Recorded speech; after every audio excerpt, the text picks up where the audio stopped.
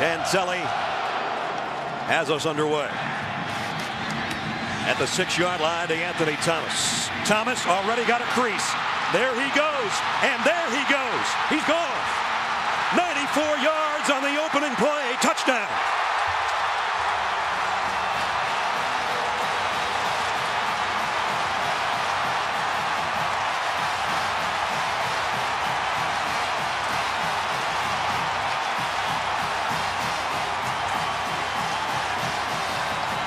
Kansas State just found out what speed really means.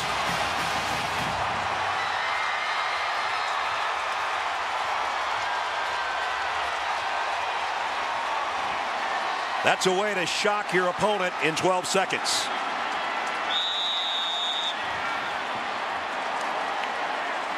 And now big shift by the Ducks on their extra point attempt, and they're going to try to go for 2 and got it.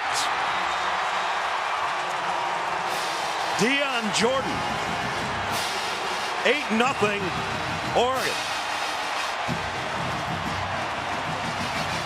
Well, the kick was perfect. I thought DeAnthony Thomas was actually going to step out of bounds. It was put right on the sideline, but you got to cover with discipline and get off blocks, and Kansas State was not able to do that.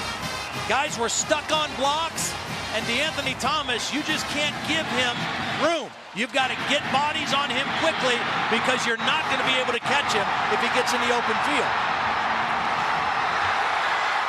And then, why not go for 2, 12 seconds into the game? Dion Jordan on a pitch out. 8-0. Just like that. There's your time of possession right there, huh? Jeez. Well, that is the 23rd touchdown that's happened in a minute or less for this team this year. And from the time he caught it to the time he hit the end zone, you said they wanted to make a track meet out of it. I don't think there's too many people in the world that could have caught him. You have to get bodies on him quickly. Rob Beard to kick off. Wouldn't Tyler Lockett love to answer? He's capable. He's got a couple this year.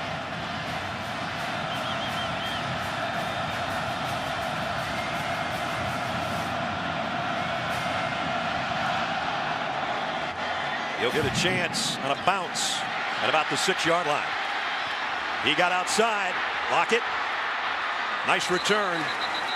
Not a touchdown, but 27 yards out to the 32-yard line.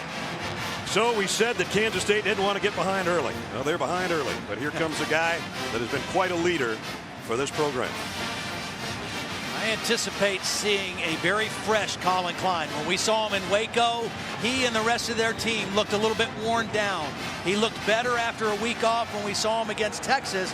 Now he's had a month off. His body is healed up, and I expect to see him carry the football at least 20 times tonight. First down from the 32. 3 wideouts.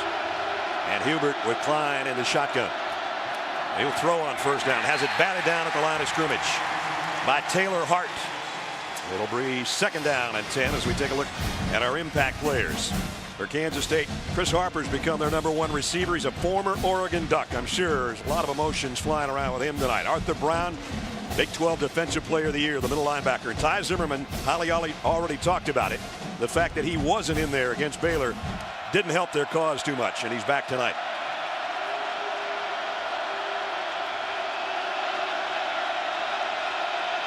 On second down and 10. Here comes a blitz.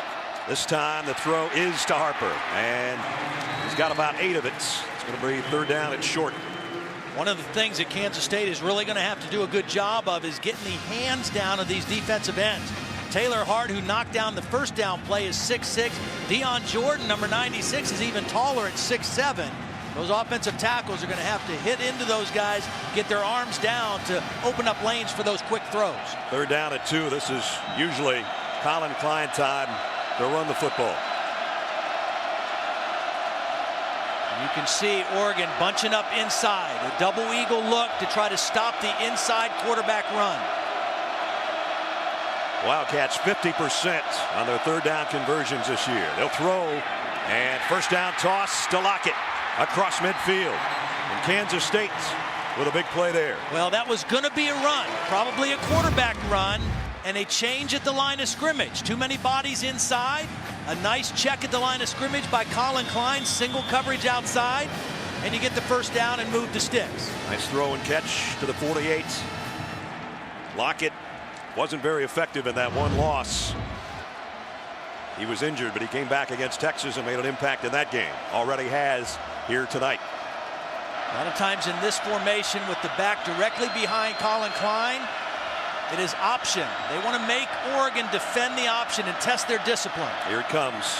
And the pitch to Hubert. Got a nice block and cut it up to the 41-yard line. When I talked to Colin Klein, he said, you know, Oregon hasn't seen some of the stuff we do. They haven't seen teams that run option where you have to really be disciplined with the back, with the quarterback, with the pitch man. And they're going to test this Oregon defense. Oregon likes to shift, move, get a lot of different looks on their defense, but you have to be sound against the option. This is where Kansas State likes to be. Second down and short at the 40-yard line. Trying to answer the 94-yard kickoff return for a touchdown. And they're close, a yard shy. It'll be third down and 1. And last time on 3rd and 2 they threw. Let's see what they do on 3rd and 1. One of the things we see different with this Kansas State offense than what we saw the 2 games previous to this, a new starter at left guard, Nick Pitts, number 50, the only senior up there, started the opening game, got hurt, missed the rest of the season, and they are really happy to have him back, not just for his talent, but also his leadership and maturity. Again, an overloaded shotgun with Klein, Hubert, and Braden Wilson, the fullback. And here's Colin Klein dropping back to throw again on 3rd down. And overshot Travis Tannehill. It's 4th down and 1. Well, I think they thought they might catch Oregon with a trick play. You know, that was a run down, and I think they're going to go for it on this 4th down. They tried to fake the quarterback run and catch him behind the defense, but Oregon wasn't biting at all. They only went on 4th down 7 times this year, but they converted 5. 4th and 1 here on their opening drive. Follow number 37, the fullback. Usually they like to run right behind him. He's an excellent lead blocker. That's where Colin will go. Tries to bounce it outside, and the Ducks equal to the task. They hold and take over on downs.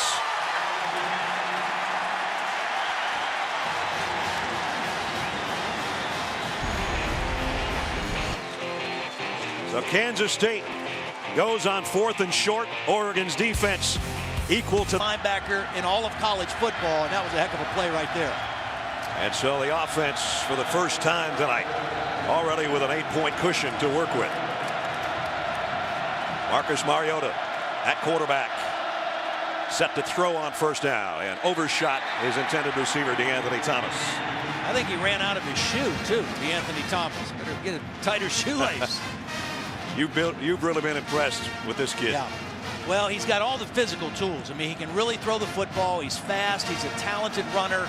But the thing I like the best about him is his poise. I mean, he has been unflappable all season long as a redshirt freshman. Byron Marshall in there in the backfield with him. On 2nd down, gives it off to Marshall. And the freshman got about 2. Meshach Williams closed the door. All-conference defensive end. For all the bells and whistles and formations and substitutions that Oregon will use, they are a run-forward first team. They want to run the football. They've had 4 games this year where they've gained over 400 yards rushing. That's where it starts if you want to defend them. Kenyon Barner going to empty out of that backfield. Mariota flushed out of the pocket. He's an excellent runner too, and he got the first down at the 49-yard line. Not only a good runner, he's fast. Yeah. He's fast, and he's got a good feel. He knows when he has to take off. He sees a little crease coming into the game, averaging over 9 yards per scramble. That one effective for the first down. And here they go with a no huddle. Play action. The throw is complete to the 45, the Keenan Lowe.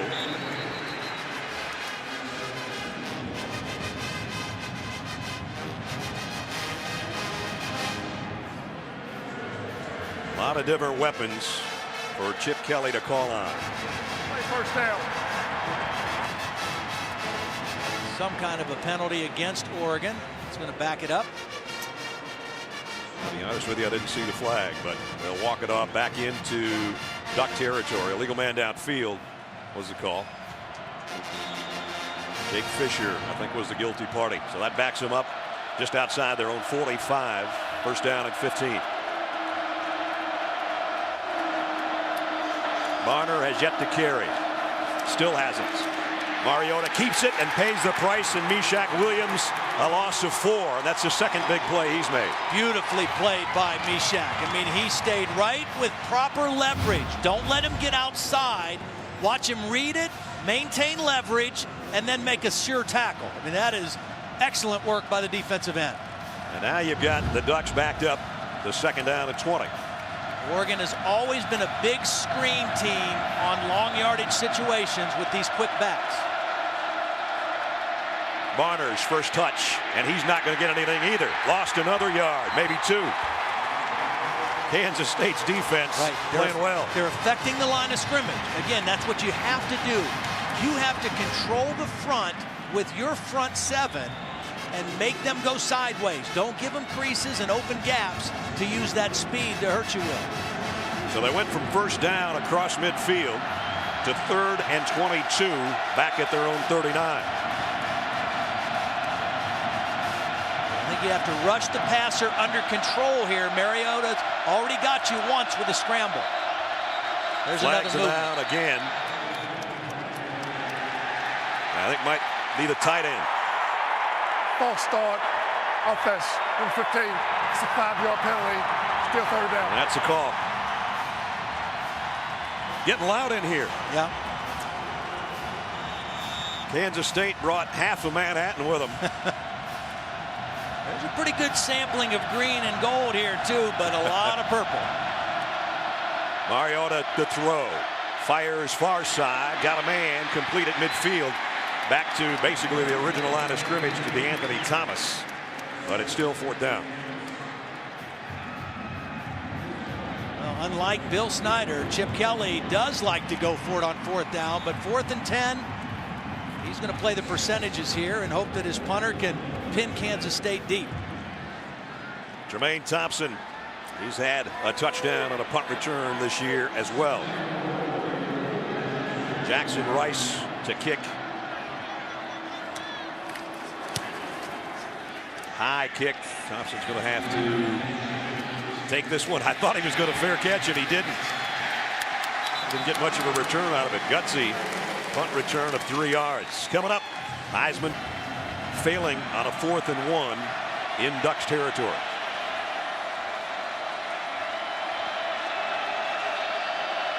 Wilson and Hubert with Klein in the backfield.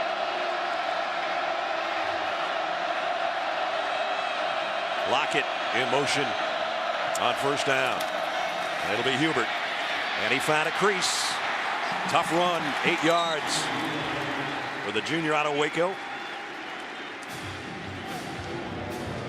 And you hear the chants of Hubert. He's not necessarily little. He's just short. Yep. Yeah, he's put together, physical runner, knows how to find the end zone, 15 touchdown runs this season. He's in the pistol right now behind Klein on 2nd down and 2. From the 19. He'll get it again. And a little bit short, I think.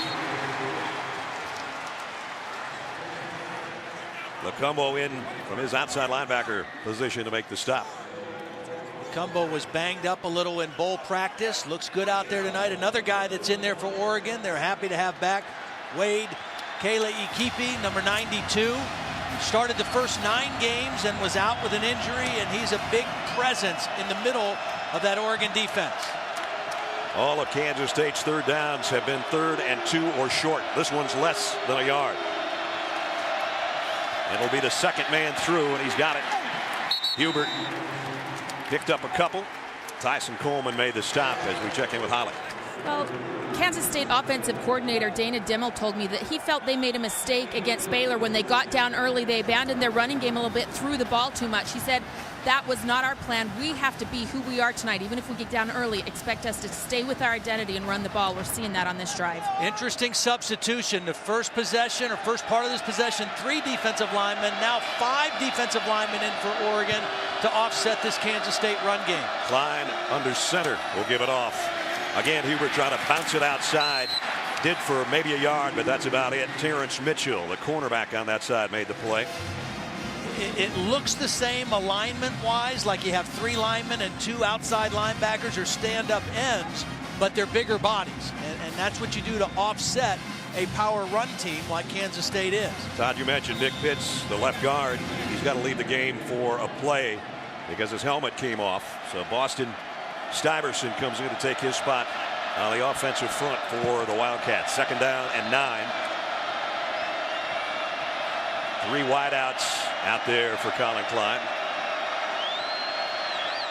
And he will throw. And throws it a little bit behind Tremaine Thompson. Incomplete.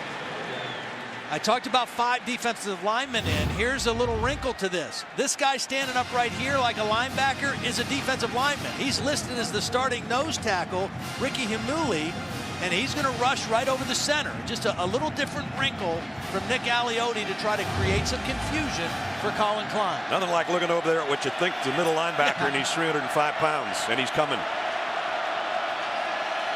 3rd down and 9. So this is their first 3rd and long situation.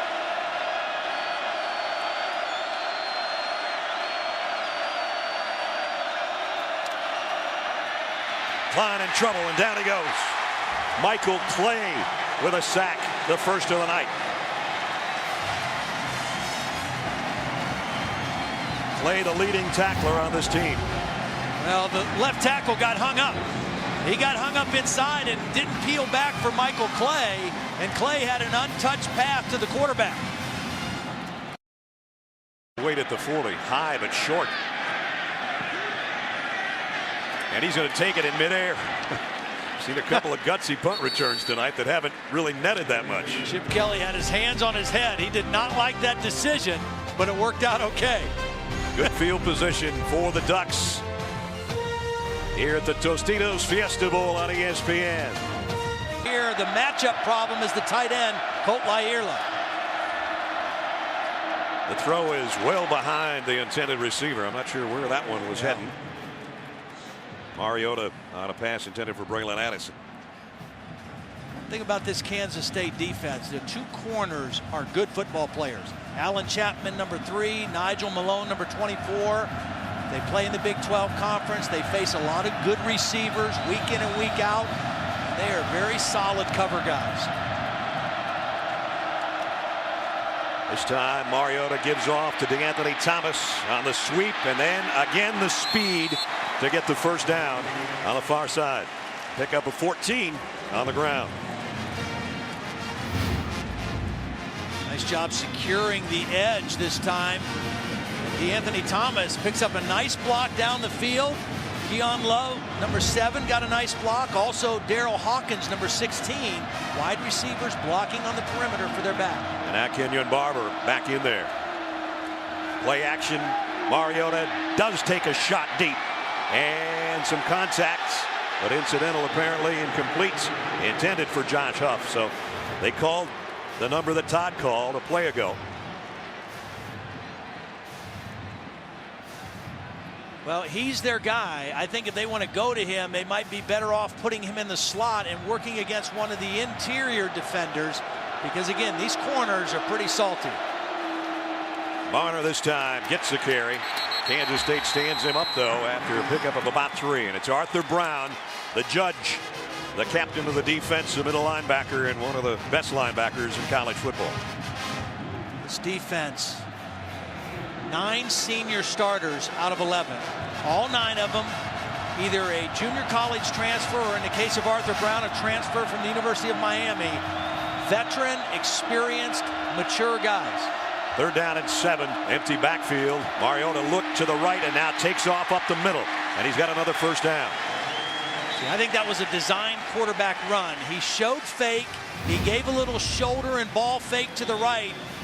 But this is a design run, and you see Kyle Long, number 74, the left guard, released and was a lead blocker. That shows for sure that it was a design quarterback keep. So on 3rd and 7, you got 9. And a first down at the 28. And now it's Barner on the outside. Kenyon, Barner, Chapman, and Brown put him down.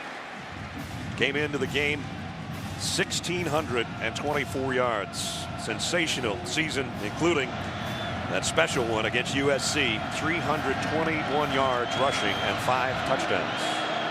Those are crazy numbers. 2nd and 5. Mariota, throwback screen to DeAnthony Thomas. And Thomas follows his blockers all the way. Touchdown.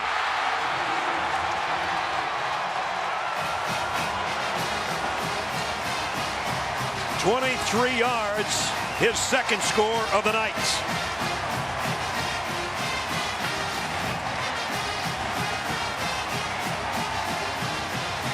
Now this is pretty evident that DeAnthony Thomas likes playing in BCS bowl games because last year in the Rose Bowl he had a coming out party, and he is having one so far tonight.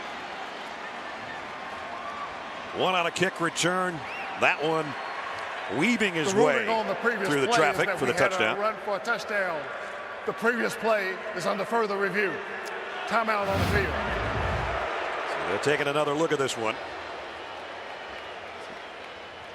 You can't give him that much space. Beautiful job by the center getting down in front of there. Haranis Grasu, number 55, very active and mobile center, was the guy leading the play.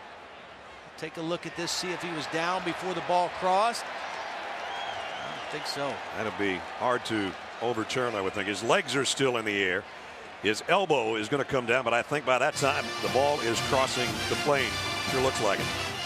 But we'll let Ted Jackson, our replay official, straighten it out.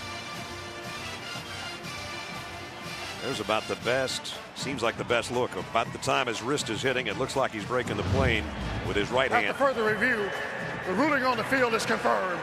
Touchdown.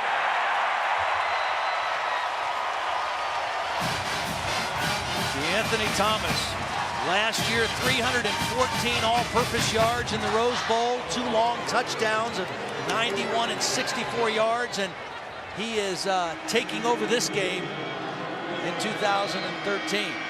Extra point up and good by Maldonado. Kind of a strange score because of the 2-point conversion on the opening score of the ball game. For the second time, number 6 has a big impact and gets 6. Second score for DeAnthony Thomas. So the Ducks out in front 15-0. Tyler Lockett awaits the kickoff. And he'll run up on this one at the 9-yard line. Lockett got it to the outside and across the 40. Nice run back. Well, Brad, I mentioned that DeAnthony Thomas must like playing in BCS games. Last year in the Rose Bowl against Wisconsin, 315 yards of total offense, 2 long touchdown runs. One of them, this one here, 91 yards. Also had one for 64 yards. We've already seen him return a kick, the opening kick for a touchdown in this ball game. He had 125 yards worth of kick returns in the game against Wisconsin last year. So obviously, number 6 likes the big stage. And if you've never seen him play in person, he's faster than he is when you watch him on film or you watch him on TV. And this is the first time these two schools have ever played each other in their history. So Kansas State is getting a first-hand look at the kind of speed that he has. Got a penalty marker down. Well, I think, yeah, delay of game. Number 7 on the offense. Just can't have that happen when you just had a nice kickoff return. Yeah. Well, Kansas State, what they do a lot is they get to the line of scrimmage, they have a play called, and then they try to look to the line, to the sideline, to change the play. Nick Alioti's a veteran defensive coordinator. He's kind of letting them get set up, and then he's switching his people and his movement as well. And that time they got caught trying to be too cute. Kansas State, one of the least penalized teams in the country. They had a few penalty problems against Baylor, too, the night they lost. And they're scrambling around a little bit here on 1st and 15. They did get this play off. Klein scanning the field. Throws back near side. Oh, man. Almost got Lockett killed on that one. Yeah. And he was late getting the ball to Lockett because Lockett was open as a safety valve early in the play. But by the time Colin was able to pick him up, see, he gets the ball right now. He maybe squirts loose, but the ball was late getting to him. And that was a nice play by the corner. Olomu knocking it out. Ifo Ekpre Olomo. And he's an impact guy. Forced 6 fumbles this year and had 4 interceptions. And as you saw there, he can hit you as well.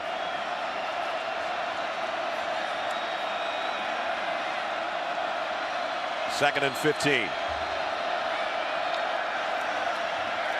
Pressure coming off the corner, and Colin Klein will tuck this one away and get what he can, which is almost back to the original line of scrimmage.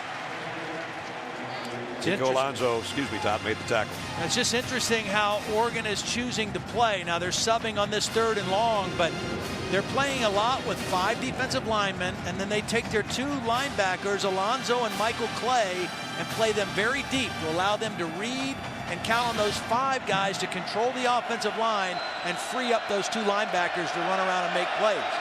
Kansas State 2 out of 4 on their 3rd down conversions, but they were short 3rd downs. This one's 3rd and long. Klein going to go deep down the sideline, and his wide receiver Harper got tangled up with Mitchell, and we got a flag. Yeah, that's a mistake by Mitchell because that ball was probably going to be overthrown, and he definitely grabbed and held Harper. Pass interference. Defense, number 27. 15 yards, automatic, 1st down. Ron Cherry, our referee, the officiating crew from the ACC, by the way, tonight. Harper, a former Oregon Duck. Yep. Transferred to Kansas State, wanted to play quarterback. Bill Snyder said, I calmly talked him out of that. Yeah. Said he let him make the decision, but he was obviously pretty persuasive of where he'd have the best chance to play. And he's become a good receiver. Big body. Angelo Pease coming back looking for a block from Colin Klein and got it. And Pease is all the way to the 31 before he's roughed out of bounds. A pickup of 13. It's one of those plays that if the tackle is made on the Kansas State sideline, maybe it's a penalty, but because it was made on the Oregon sideline, there was no play penalty called. I think we have a lineman down also for Kansas State. Here's the hit. Eric Dargan, the safety, number 4, ran him out of bounds and then finished him off well out of bounds. It's Tavon Rooks, the tackle, who's down. Junior college transfer out of Randallstown, Maryland. Well, Cody Whitehair started the game at right tackle because we talked about Nick Pitts, number 50, being back in the lineup at left guard.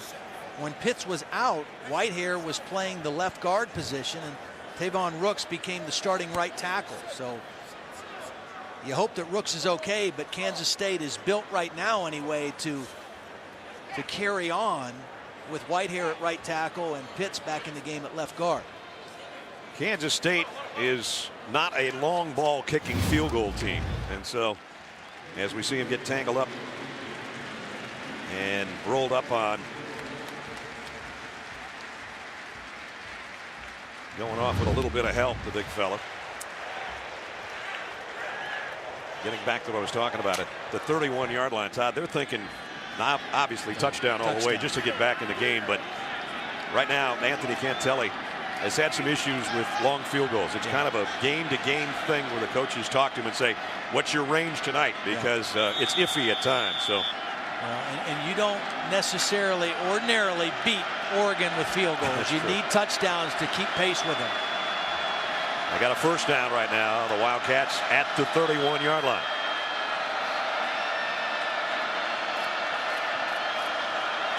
Blitz coming off the corner. And another good run inside by Pease. And he's got about 13 more. See, Oregon guessed that this was going to be an outside option, so they loaded up out here. They were going to bring pressure, but Pease is going to cut this in smartly inside, and Oregon kind of ran themselves out of the play. They left a void because they rushed from the outside expecting a perimeter option, and Pease got inside for a nice game. So Kansas State in the red zone for the first time tonight. And they've been pretty successful when they get there on the season. They switch Wilson now, the fullback, to the left side, and they're going to bring that option Todd talked about. The pitch to Pease, puts his head down, got about 3 to the 15. Coming into the game tonight, Colin Klein has run the ball 64 times in the red zone. I mean, he is very effective because he's big, physical, he's a patient runner, and he has good vision. All the things that you want a running back to have, he has that, and because of his big body, he's usually falling forward for extra yards, and that's why he's effective running it in the red zone. Because of taking a sack, 3 rushes, minus 5 yards for him on the ground tonight. Here it's 2nd down and 7. They'll keep bringing Mr. Pease. This time he weaves his way for about 3 more. DeForest Buckner made the tackle. And now here's the biggest 3rd down of the first quarter upcoming. A first quarter that has less than a minute remaining. Really the options for Colin Klein throwing the ball here. You've got the big-bodied receiver in Harper and your quick slot receiver in Lockett. Lockett is up to the top, to the right of the formation. Harper down below on the left. And in that pistol set, Klein comes up, lets his lineman know, and now his tailback know as well. What's coming? 3rd and 3. He will do it himself or try, and he's got the first down. 1st and goal, Kansas State. First successful run of the night for the big guy. And see, that's why he's so effective. He's patient. He waited for his lead blocker to be Angelo Pease to get in front of him. He didn't rush it. He had good vision where a crease was, and that big body fell forward for the first down. May not see another play in quarter number 1. But right now it's an 8-play drive that's got the Big 12 champions knocking on the door to open the 2nd quarter. First quarter belongs to Oregon. Countering again with 5 defensive linemen against this offense. Klein has scored 77 of their 104 offensive touchdowns the last 2 years. And as his wife Shaylin looking on. 1st and goal. Looked like maybe Oregon jumped into the neutral zone. Yeah, I think so. Ricky Haimuli, I think, got a head start, and that'll take it half the distance to the goal, if indeed that's the call. Offside. Defense number 90. Half the distance to the goal. Still 1st down.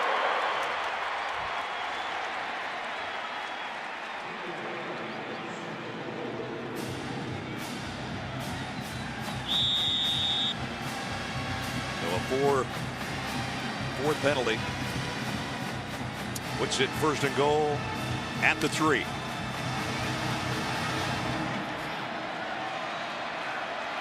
Pease is in the backfield with Klein, but this is usually Colin time down near the goal line. He's hitting the backfield and loss of a couple. Dion Jordan with the first hit, and they Kiko Alonso cleaned up. Well, his penetration, and again, it was Alonso's penetration. Watch number 47 bust through there and disrupt the timing. Jordan came from the outside, Alonso came from the inside, and they blew up the play. Nick Alioni told us yesterday, if somebody's going to say something on this defense, it's Dion Jordan. He did it with his play on that particular snap. And it backs it up to the 5, where it's 2nd and goal. The option left. Klein keeps it again and again goes down. A loss of 1. Taylor Hart. And they're back where they originally were at the 6-yard line. And 2 bad plays in a row after a beautiful drive. Put him in great situation to get a touchdown. Now they're in a tough spot. 3rd down, because now Oregon will be expecting play pass. And I would imagine that they will put extra coverage on Chris Harper on this play. Chris Harper's to the top of your screen.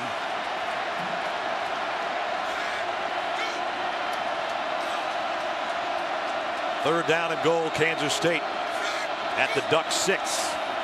Klein looking right, running now, heading to the corner and the pylon. Touchdown.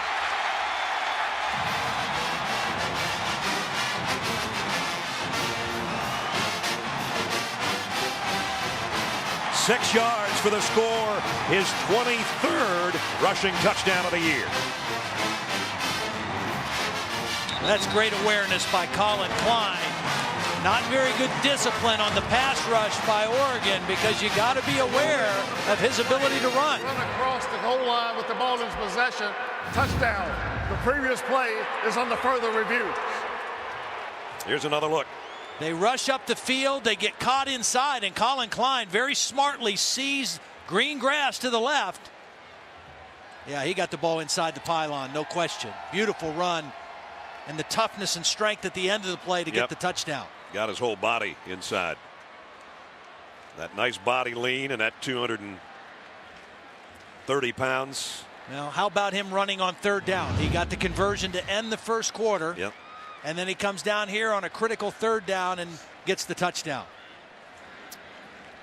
You see the last 2 years, first quarterback from an automatic qualified school to rush for 20 touchdowns and pass for 10 touchdown in consecutive seasons.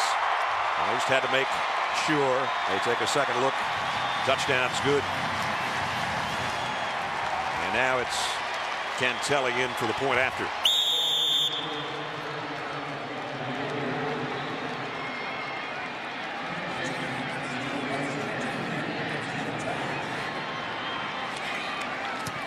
So Kansas State right back in the football game early in the second quarter. Capping off a 58-yard drive in 10 plays. The Heisman finalist Colin Klein, 6 yards for the score. And his wife Shaylin in the stands saying coverage starts Monday, 8 Eastern on ESPN. And you can also watch ESPN. Short kick to the 16 to Keon Lowe. And he's cut down at the 25. Well, they pooch kicked away from DeAnthony Thomas. Pretty smart decision. Arthur Brown coming into the game for Kansas State, their leading tackler, and Oregon's done a pretty good job of moving him away from the action. Mariota moves him with his eyes in formation and then is going to run away from Arthur Brown for a nice pickup and a first down.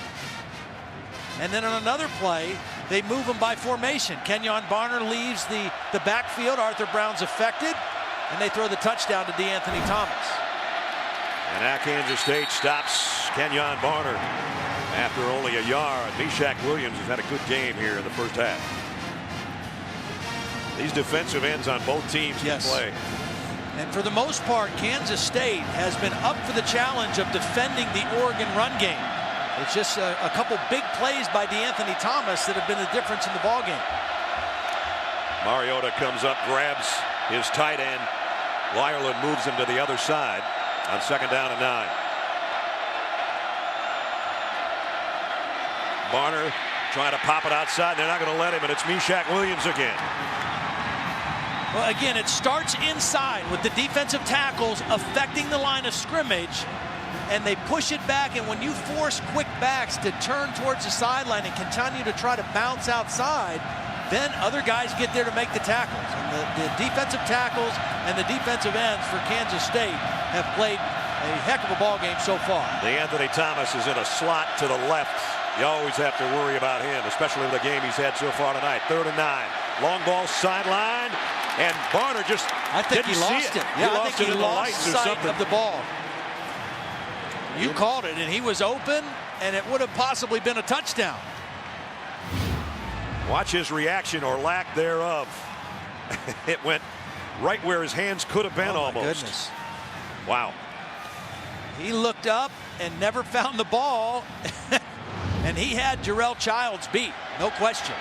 Again, the roof is closed tonight. Maybe if he could have seen the stars, he would have seen the ball. Jackson Rice to kick. At any rate, big stop for Kansas State. Nice punt. Jermaine Thompson takes it and immediately gets wrapped up by Ekreolu at his own 33-yard line. Last time they had the ball, they had it for 10 plays, 5.5 minutes. Here it's play action. And it's going to be Colin Klein throwing over John Hubert's head as we check in with Holly. Kansas State doesn't release injury information, but from what I have observed, right tackle Tavon Rooks is unlikely to return. They've examined his right leg and knee, and after they told him the diagnosis, he's been sitting on the bench. Teammates have been coming over, kind of passing condolences, patting him on the head. His return does not appear to be imminent. But Cody Whitehair, his replacement, redshirt freshman, but he has some starts in this position this year and has played extensively at right tackle. Cody in there next to Tannehill, the tight end, on the right side on second down at 10. Klein throws crossing route. Tyler Lockett. Lockett broke a tackle, got a first down. He's shifty. Yep. You know, Colin Klein, he still doesn't have the picture perfect passing delivery maybe that you'd want at the next level, but he's much improved in his accuracy, and that's a result of better footwork. He worked with Terry Shea this offseason, with a longtime NFL quarterback coach, and they really concentrated on footwork and balance in the pocket, and that's why his passing percentage is so much better this year than a year ago. 66%, in fact. Mariota, the redshirt freshman on the other side, 70% completions on the year. First down. Klein maybe will throw again. Not now. It's in his left hand, and he's going for what he can on the sideline, and he's run out of bounds on the Kansas State sideline, and still no flag, and the fans let the officials know that they're not crazy about that. What a beautiful block by Hubert. Colin Klein, when he made the decision to go, Hubert picks up the block, and I think for the second time, it's not the initial contact, it's taking him down at the end of the play. And I think you saw Coach Snyder pointing to the head linesman, hey, he was 4 yards out of bounds when they took him to the ground. Well, he knows his quarterback takes enough legal hits during the course of the game. He doesn't need to take an extra one on the sideline. Second down and 4. Play action. He throws one out, and a one-handed catch by Tannehill, the tight end, good for the first down. And don't you feel the Kansas State offense settling into the game a little bit better? Yep. They're getting a little bit more confidence, a little bit more productivity. Again, they score almost as efficiently this season as Oregon. It just takes them a little bit longer to do it. And so consequently, they don't score as many points per game, but from an efficiency standpoint, percentage of touchdowns of offensive drives, almost identical. They've got another first down at the 42. In a pistol, John Hubert behind Colin Klein. And now again they shift and bring Wilson, the fullback, into play in the backfield. Again, this is Himuli, who's a nose tackle lined up as a linebacker. And Wildcats going to take a timeout. They were running out of time again. A little over 10 to play first half. 15 minutes remaining in the first half. 5 defensive linemen. You got the extra guy standing up like a linebacker. Quick throw out to Harper. And his power gets him 4 or 5 yards after the catch. Terrence Mitchell held out on that corner to make the stop. Good job recognizing the defense, taking what the defense gives you. They're going to give you a little single coverage. That 5-yard completion is better than banging your head on a running play trying to go inside against 5 defensive linemen. The second down at 5.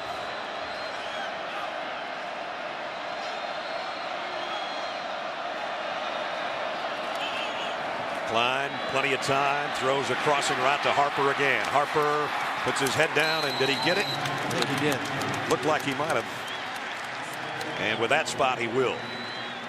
And even though Dana Dimmel said something to Holly earlier about they want to stick to their basics of running the football, right now Oregon is inviting them to throw. Because of their formation, because of the extra defensive linemen, they're giving them opportunities to throw quickly for good yardage.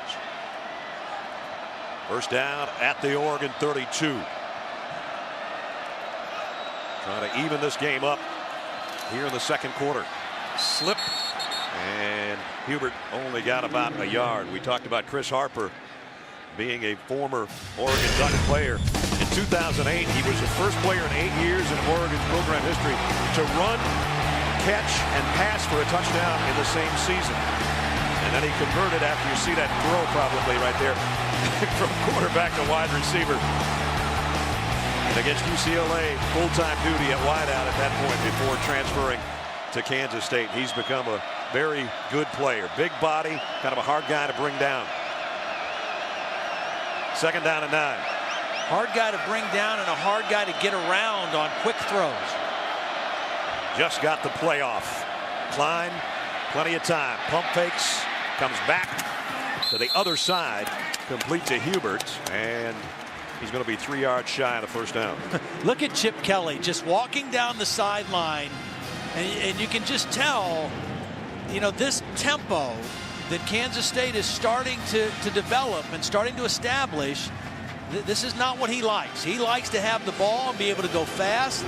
Colin Klein's hit his last 5 passes. If he hits another one here and they can extend the drive, that's more time on the sideline for the Duck offense. Another third down and 3. Ducks show blitz. They slip trying to do it, and the throw's complete to Harper. Harper, and again, just like we talked about, hard to bring down. First and goal, Wildcats. Pickup of 21. The quick throw against the blitz. The big body just shield the defender. Perfect timing by Colin Klein, and another first down. Good call, good execution, good job picking up the blitz by a Kansas State offensive line. And those two guys can't do any damage sitting on the sideline without their helmets. First and goal. Nemechek, the extra tight end in there, is an extra blocker. Here comes Hubert. Just a yard though. Emuli in on the stop. Second down and goal. Again, very methodical for Kansas State. I don't think they mind if it comes on second down or third down, because they want to eat as much clock as they can as well here in the second quarter. Ledge, their touchdown drive was 10 plays. This is an 11th play coming up right here. Now they go to 3 wideouts. Second and goal at the 3. And Colin Klein will try to do it himself. Barely got a yard. Whoop. Look out. Almost a forearm thrown by Alonzo at the end of that play.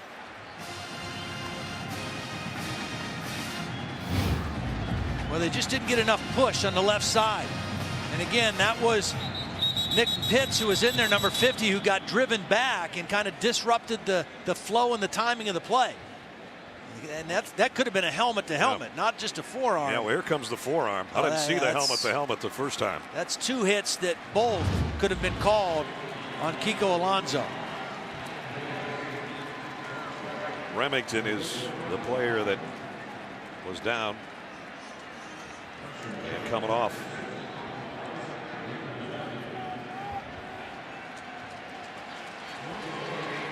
So now it's third and goal. And remember, Colin Klein has rushed for a first down twice on third down tonight.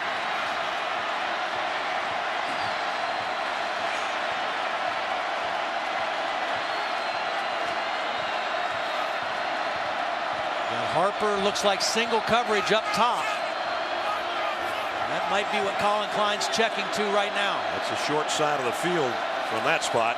Option pitch to Hubert, going nowhere. They lost yardage.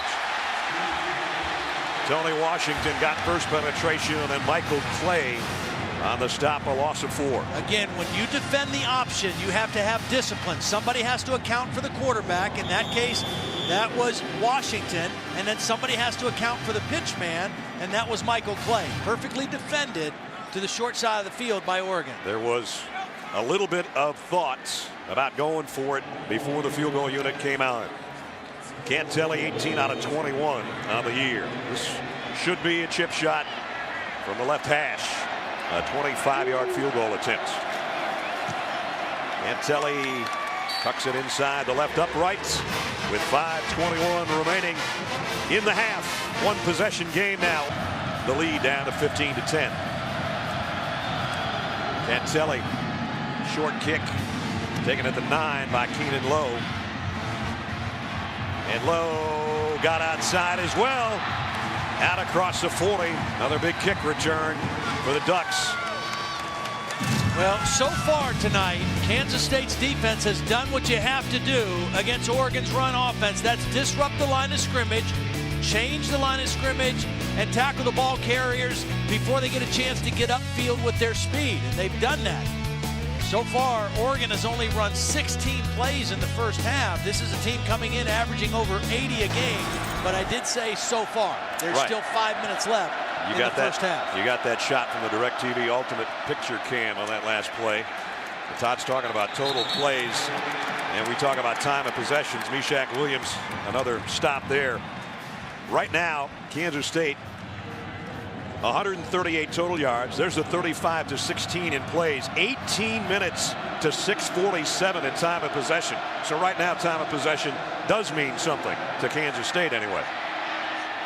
Mariota running out of time and has to flip this one to the sideline. I don't think anybody watching this game tonight anticipated the Kansas State defense doing this to Chip Kelly and the Oregon offense. And it starts up front, controlling the line of scrimmage, stopping the run, and that disrupts everything that Oregon likes to do. Mariota is 2 out of 7 throwing the football, and he might be ready to throw here again on 3rd and 7.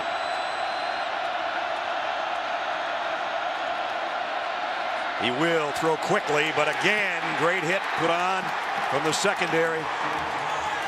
Justin Tuggle actually from the linebacker position on Josh Huff. Not a bad hit for a guy that was a quarterback up until about a year ago. Yeah, well, his daddy was a pretty good linebacker. That's he right. must have taught him a thing or two. Second straight 3 and out. Something that it's very hard to do against Oregon. So Jackson Rice to punt. Jermaine Thompson has made some gutsy punt returns tonight, choosing not to fair catch the football. And this is a fake, and it's an option. And the pitch to the punter, and he's not going to get there. Kansas State comes up with a big play on special teams.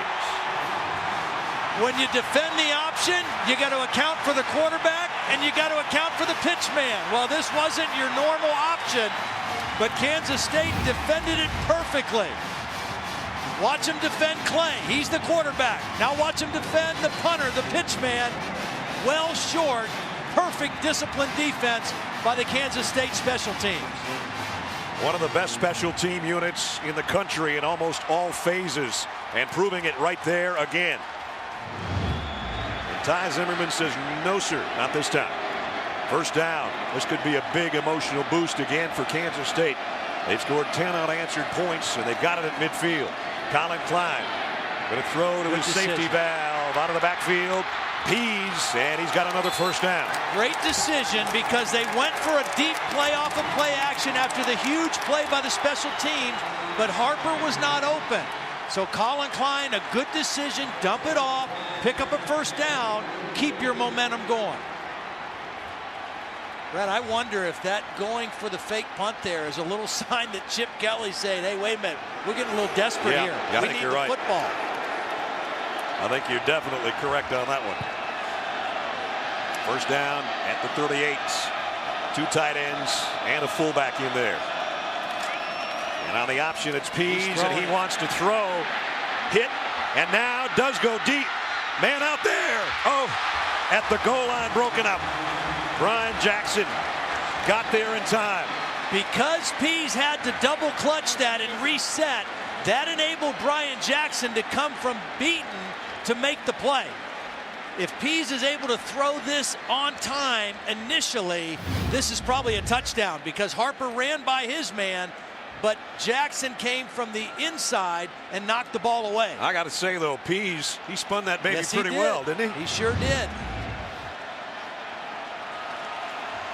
So Kansas State pulling out a couple of stops. 2nd and 10.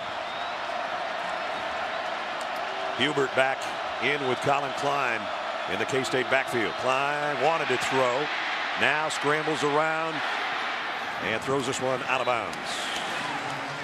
Save it for another play. Taylor Hart was giving chase.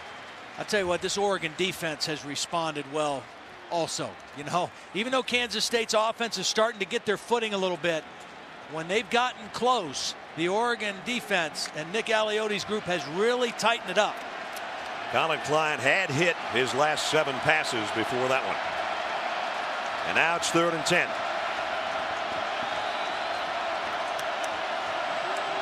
They've done well on 3rd down so far in this half.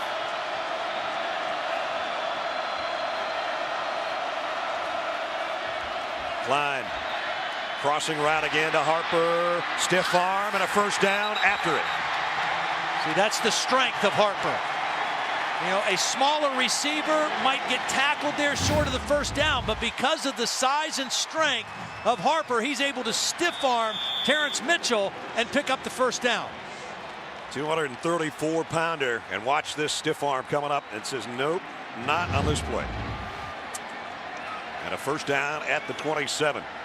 He got 11 on 3rd and 10.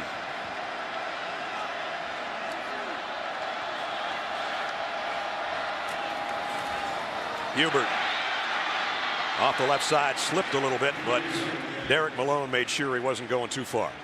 Well, what Kansas State is hoping for right now is a touchdown that would put them in front right before half, and they will get the ball to start the 3rd quarter.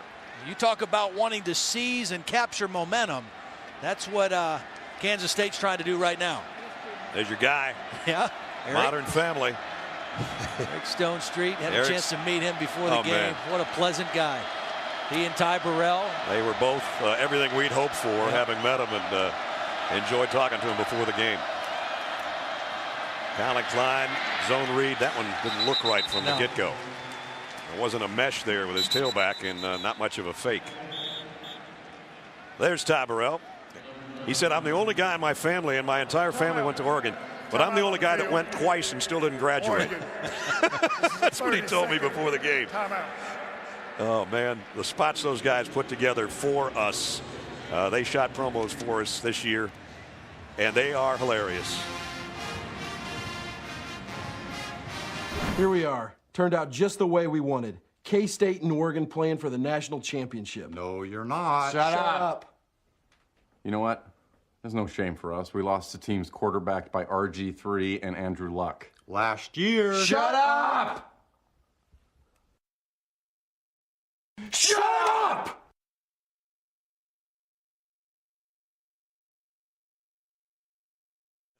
Oh, man. Delightful guys to be around. We thank them for their help with those hilarious spots we've had going on this week. 3rd down 6. Well, last time it was a crossing route to Harper. He's an outside receiver this time. Tannehill, the tight end, is in the slot of the 3 to the top, and here's the slant the other way, and it is Harper, but forward progress. Let's see where they're going to spot it. Pickup of about 5. Well, I think Bill's going to let this clock go as far down as he can before he makes a decision to kick or go for it here. Got 2 timeouts left. Cantelli's got the chin strap buckled. But right now the offense comes up to the line on 4th and 1. They were stopped once in the 1st quarter. Maybe just trying to draw them off sides this time. But Klein telling Pease, calm down, we got this. Oops, and now there's motion on the left side. It's a false start, and Kansas State tricked themselves. False start. 78 offense. It's a 5-yard penalty. Still 4th down. And now he says, let's go kick it.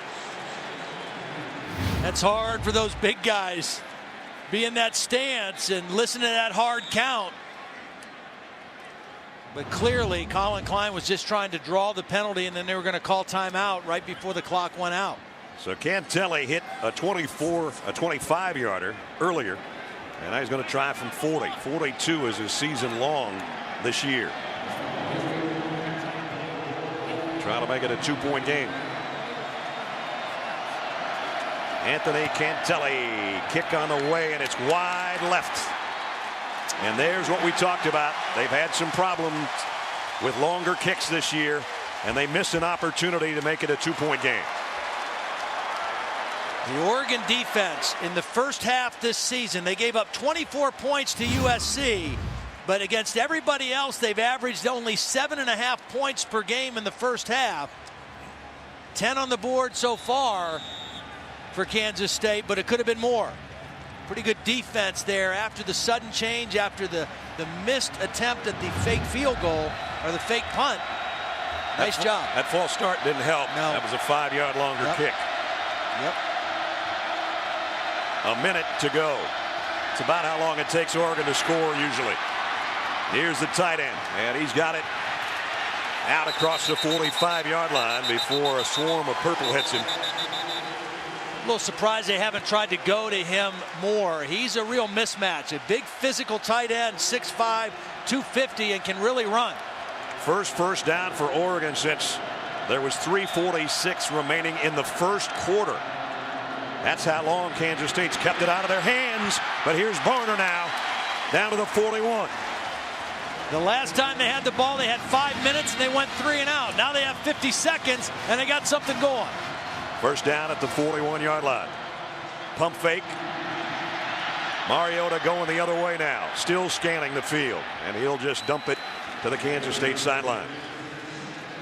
31 seconds remaining in the half. Oregon 2 timeouts remaining. You know, Holly, in her report before the game, talked about the return of Ty Zimmerman, who we did not see in the game against Baylor or Texas. And you can tell what a difference he makes. His presence, his leadership, his ability to get everybody lined up in this defense, along with Arthur Brown at the middle linebacker position. And of course, he made the play on the fake punt as well with a tackle. Down the middle, and again.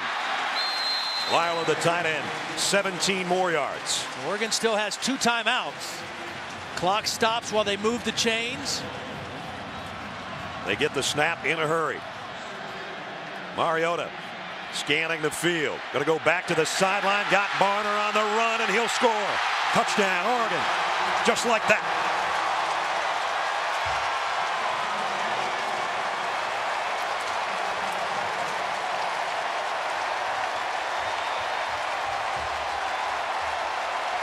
So that's a 24th touchdown in less than a minute this year.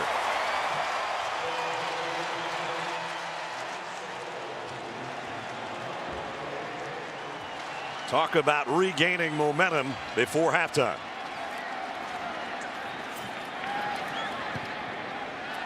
Five plays, 77 yards in 46 seconds. Talked all night so far about the poise of Marcus Mariota.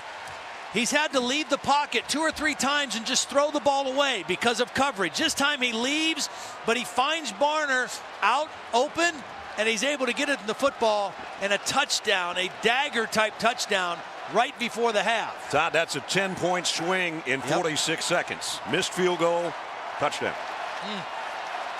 Major difference for the Duck and the push-ups he has to do. And now the Oregon faithful really making some noise. They hadn't had much to cheer about since the Anthony Thomas 2 quick touchdowns in the first quarter. And now Kenyon Barner's got his offense's attention on that sideline. And you got to think that Maldonado will try to line drive this and keep it away from Tyler Lockett. Well, how about Mariota on that drive also? Well, I think he completed more on that drive than he had in the whole first half before that, or just about.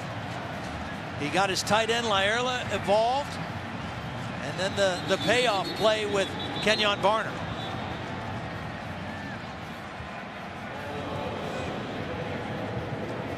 Well, Maldonado will re-tee it.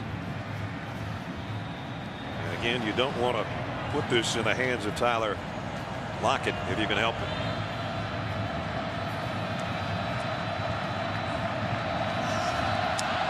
There's the line drive taken by one of the up men, but Tannehill pitches it back to Thompson, and Tremaine Thompson, pretty good looking play.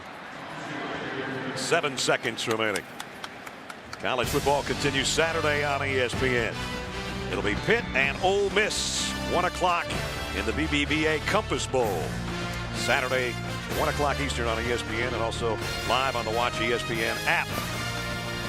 So we've got probably one play remaining in the first half.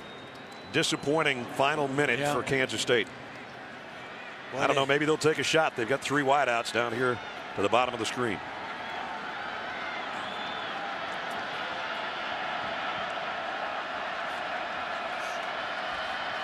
Colin Klein rolls that way. He's going to throw it as far as he can here in a second. There it goes.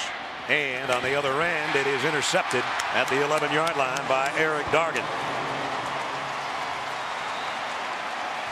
So, Kansas State took a shot to start the third quarter and have a chance to fight right back into it. Rob Beard to kick.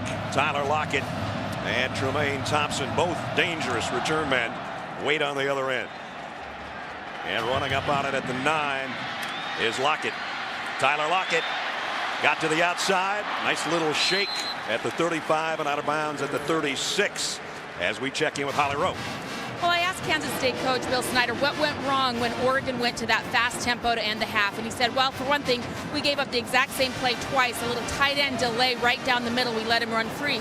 And then when they started to scramble, we got out of coverage. He said, we've got to be more disciplined even when they pick up the tempo. And then I asked him about those 5 defensive linemen in the box, how that's affecting their run game. He said it's not something we weren't expecting. They've done it before. We've got to do a better job staying on blocks and not dance in the backfield. Thanks, Holly. You see what Kansas State has done to open drives of the third quarter. And they come up ready to throw. Klein near side, wide open is Tremaine Thompson, and out of bounds with a first down. This is one of the best second half teams in the country, Kansas State. So if you're a Wildcat fan, you can hang your hat on that. Yeah, that is when they have been at their best. They rank second behind Louisiana Tech this season, averaging 23.4 points per game in the second half. So that's kind of when they've been at their best. Of course, Oregon has been at their best in the first half, but they haven't had to play their starters in as many fourth quarters as Kansas State has. And a lot of those games were blowouts by halftime. But good field position here after that first down toss at the 48-yard line. Empty backfield for Colin Klein. This should have been a pass. I don't know why you have to call timeout there. I mean, that for Kansas State. Timeout on the field. K-State. This is a 30-second timeout. This is the first charge timeout of the second half. K-State went with an empty backfield. Oregon loaded up to stop the run. The numbers say you got to throw the football. You got single coverage all across the field. They should have been able to check to a throw there without having to use a timeout.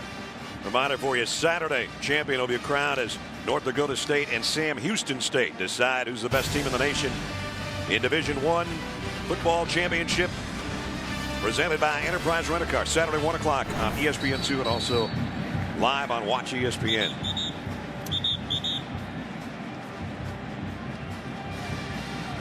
So a wasted timeout after a first down throw. And they set back up 1st and 10 at the 48-yard line. Different formation now with Colin Klein under center and both the fullback and John Hubert in the backfield.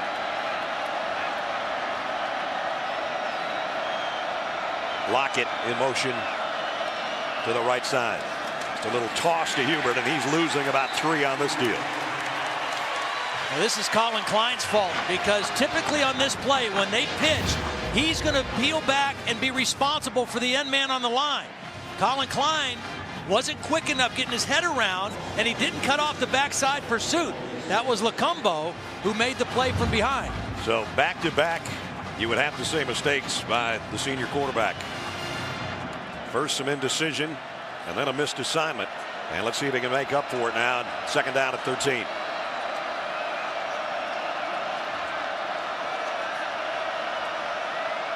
Again, play clock is winding down.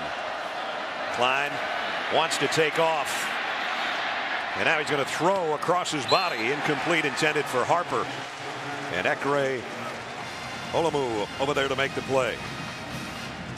Now, this is not what Bill Snyder wanted to see his offense produce coming out of the locker room. They got a good kickoff return. They had an initial first down, and now a couple plays that have not looked too good, and a wasted timeout and now 3rd down and 12 in front of them. And they've got to get all the way to the 42-yard line for a first down. This is their longest 3rd down attempt so far tonight.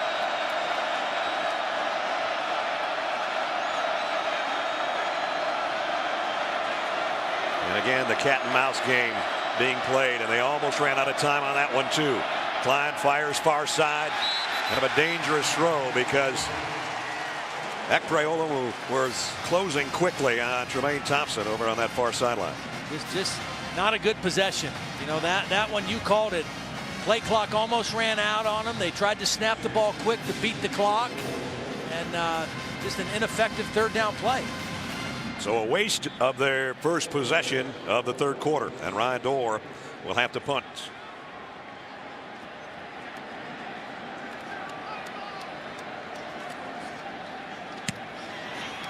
High kick, but short. Braylon Addison's got a call for a fair catch in some traffic and makes a nice catch at the 23-yard line.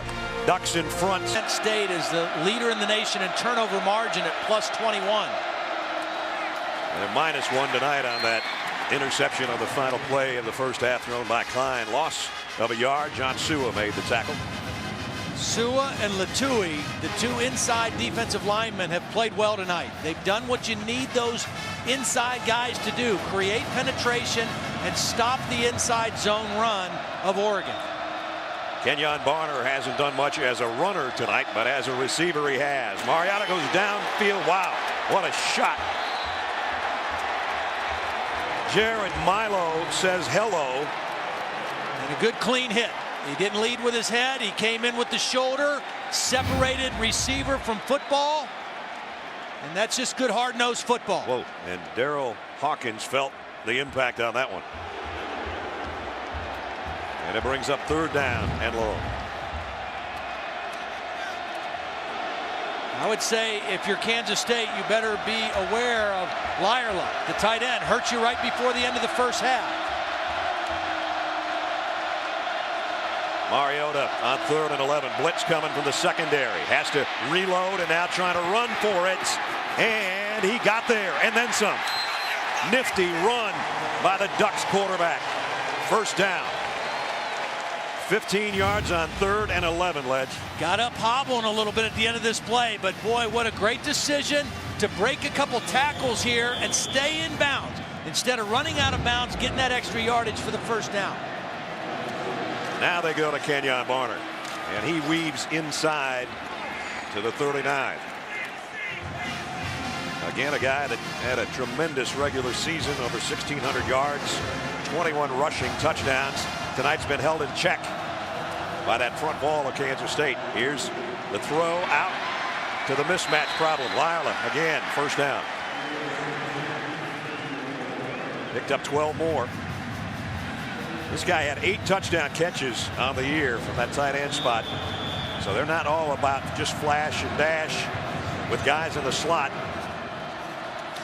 And now Barner runs the other way, and he's into the secondary. To the 30-yard line. He just popped out the other side. See, Chip said he needed to call a faster game. They're at a much faster tempo to start the 3rd quarter, and that play, Kansas State did not get lined up in their run defense. The quick snap caught them off guard, and they got a big run from Barner. 19 yards for Kenyon Barner. Now they fake it to him, and they throw complete. Josh Huff. And Huff's got it to the 15-yard line. This is what Baylor did to Kansas State in Waco the game we did. They played at a very fast tempo. Oregon, play for play, is even a little bit faster than Baylor. Mariota to the end zone. Overshot a wide open Josh Huff. Boy, he knew it too. Yep. You know, I think he felt like, you know what, I'm holding this ball too long. I better get rid of it. And right as he released, he said, oh, man, he was open. And he still had some time left. So that at least gives Kansas State a chance to catch its defensive breath for a moment. Well, who can establish tempo? For 29 minutes, Kansas State did. The last minute of the first half, Oregon did. And right now, they're controlling the tempo. 2nd down and 10. Mariota's in trouble. And he got away and throws on the run, but it's too high for DeAnthony Thomas. Mariota again showing his athleticism in the backfield. Violet Tui was giving chase back there, and it's 3rd down and 10. I thought it was interesting when Chip described Mariota to us. He said, you know, he's the ideal fit for our offense. He's a quarterback who can run. Not a guy who can run who can also throw a little bit. Not a running back who can throw. He's a quarterback who can run. 3rd down and 10. Play action. He's in trouble again. And he can run. Coming back the other way. And incomplete. Nice job by the defense and Nigel Malone to break up that play on the sideline. Yeah, the receiver, Dungy, I think, was just trying to keep his feet in bounds, and he was concerned with the sideline and didn't tuck the ball away, and Malone made a nice play to knock it out. So, stop for the Kansas State defense, and Maldonado will come in for the field goal attempts. It's going to be about a 32-yard field goal attempt. Trying to add to the lead. Kick on the way, and it's perfect. Maldonado tacks on 3 more, but still Kansas State with a stop assures that this is a 2-possession game right now with 11 minutes remaining 3rd quarter. Get that 3. Jermaine Thompson, Tyler Lockett, both who averaged over 33 yards a kickoff return back deep. And it's Lockett from the 1.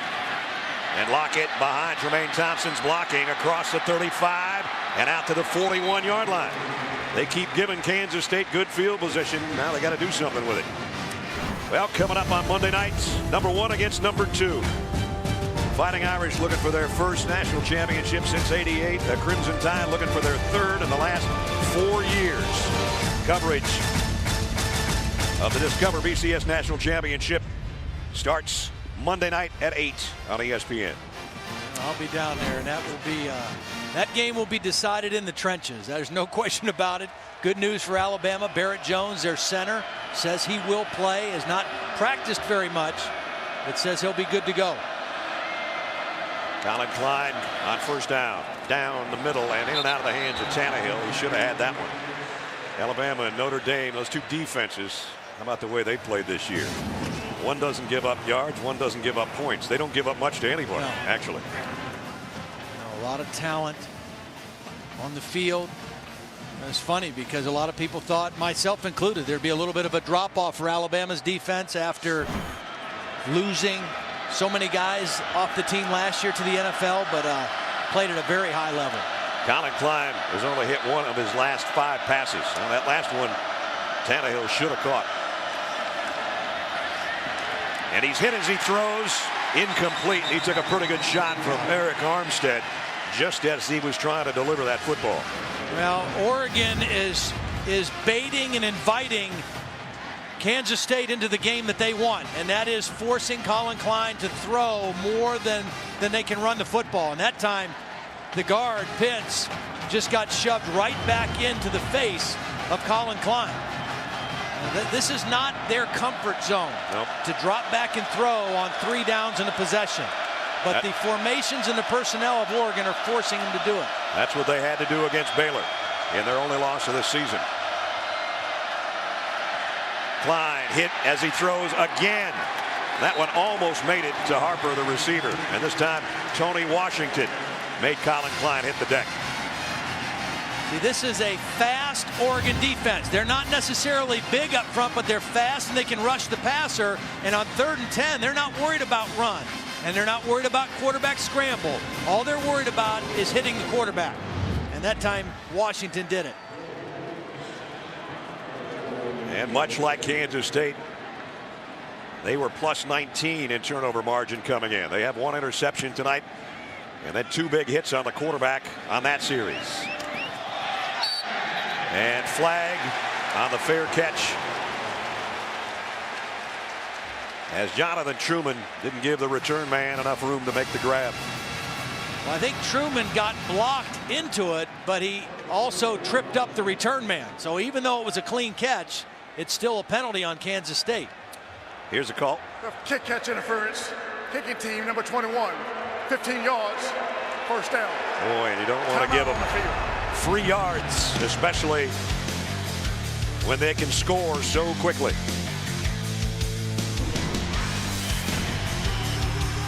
Unbelievable. Here's Mariota on the run. Great wheels and great speed, and all the way down to the 29-yard line. A 32-yard romp by the Oregon quarterback, and here they are as fast as they can get everybody to the line, ready to run another play. Nice read, little zone read by Mariota. Now they whistle that play dead. Might have had a false start.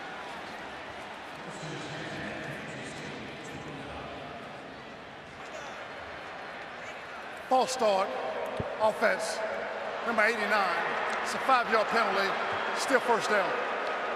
You know, normally the trickle down of what's popular comes from the NFL to college, but the reason that you're seeing more NFL teams go up tempo is because of the duress and the stress it puts on a defense play after play after play. And as good as Kansas State has played, this tempo is starting to get to them a little bit. And of course, the zone read is RG3 doing it in Washington, Cam Newton doing it in Carolina, Russell Wilson doing it in Seattle.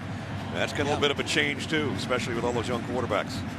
You got to be a little bit more careful how much you run your quarterback in the NFL, but the addition of it and the addition of some no-huddle tempo has really caught on.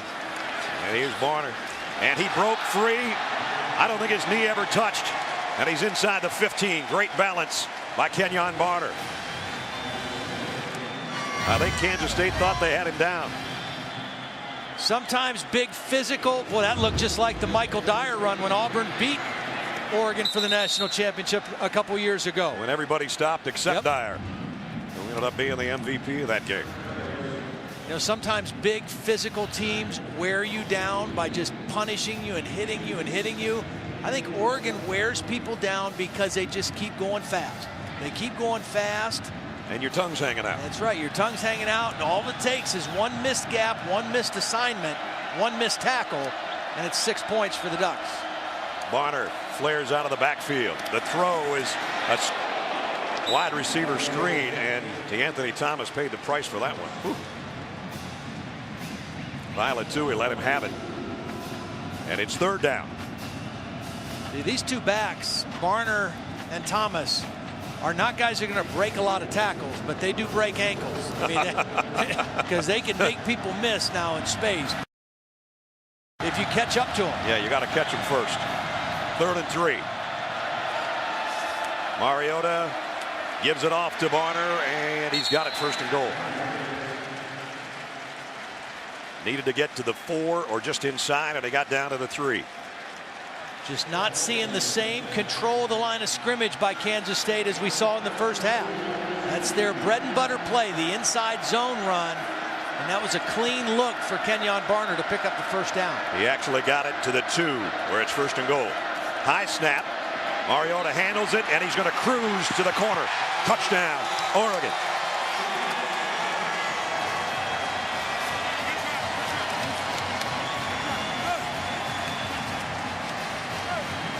Mariota with his 5th rushing touchdown of the year. And now, unless Kansas State's got an answer pretty soon, this one could get out of hand. Again, another touchdown drive that took only 2:26.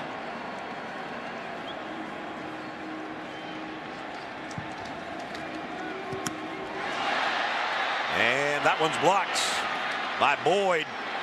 Flips it around, trying to get it in someone's hands to take it the other way. And so no further damage on the blocked extra point, but still 31-10. Well, Marcus Mariota, we told you had great wheels, had an 86-yard run earlier this year. This one was good for over 30. And then it got him down close. He handled a high snap, got to the corner. Chip Kelly's offense on their kick returns all night, as they have all year. But after those kickoff returns, it's Kansas State's offense that hasn't been able to do too much with it. This one takes a hop for Thompson at the 11. Tremaine Thompson, and again he got the corner and got out over the 35-yard line before he's blasted out of bounds. Let's check in with Holly. Well, during that last drive, you were talking about how different things can translate to the NFL, and I wanted to confirm for you, I did speak with Oregon's athletic director, Rob Mullins. He has had more than one NFL team contact him and ask for permission to speak to their coach, Chip Kelly.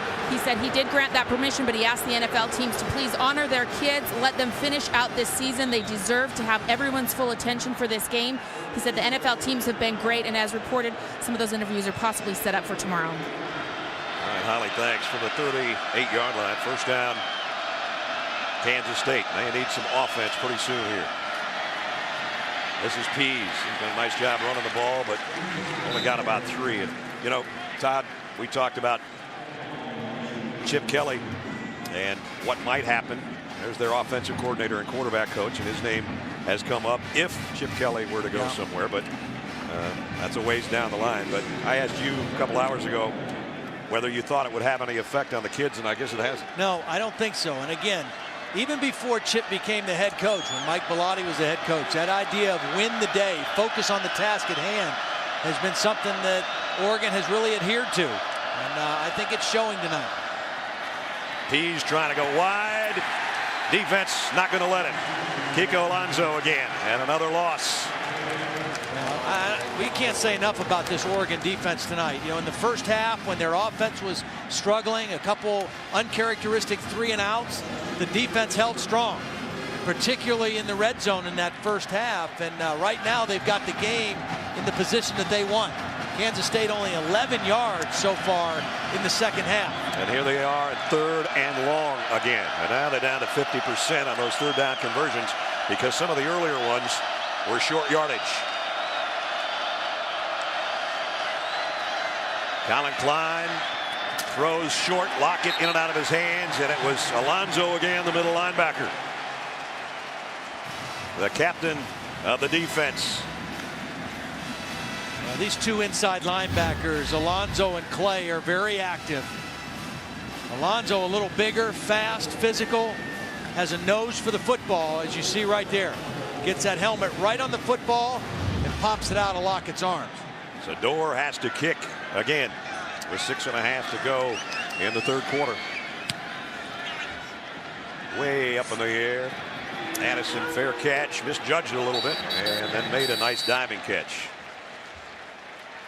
College football coming up on ESPN on Sunday nights, 9 o'clock Eastern.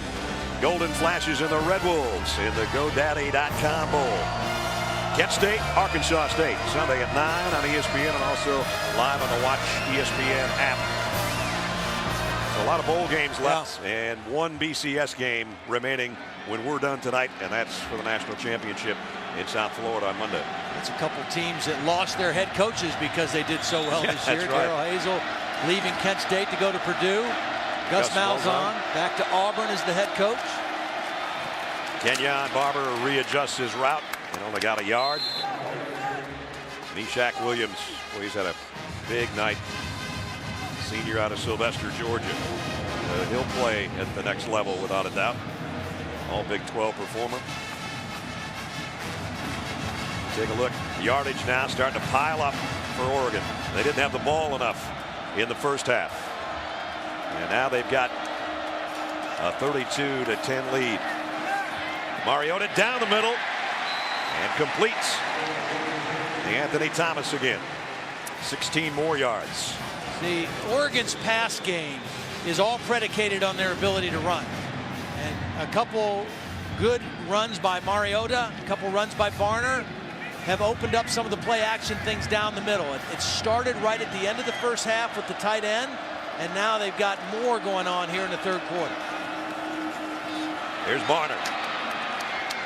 7 more for Kenyon Barner before Kansas State's defense can track him down. You know, you like the poise and the leadership of Barner because he didn't have much room to run in that first half. They had him pretty well bottled up. Things are starting to open up a little bit for him here in the 3rd quarter. Got 7 more on that carry. 2nd down and 3, play action. Mariota's going to take a shot. And he's got his man, but he dropped it. But there is a flag. In fact, there's 3 of them out there. Josh Huff, had he been able to hold on, would have had a touchdown. And Randall Evans was the guy covering. Reach out in touch. Pass interference. Grabbed him. Defense, number 15. It's a 15-yard penalty, automatic, first down.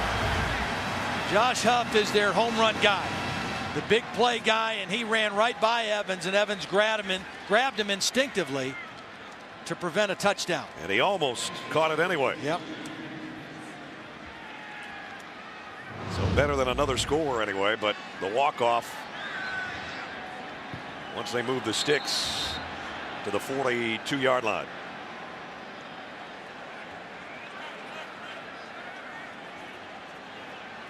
Just under 5 minutes remaining in the third quarter.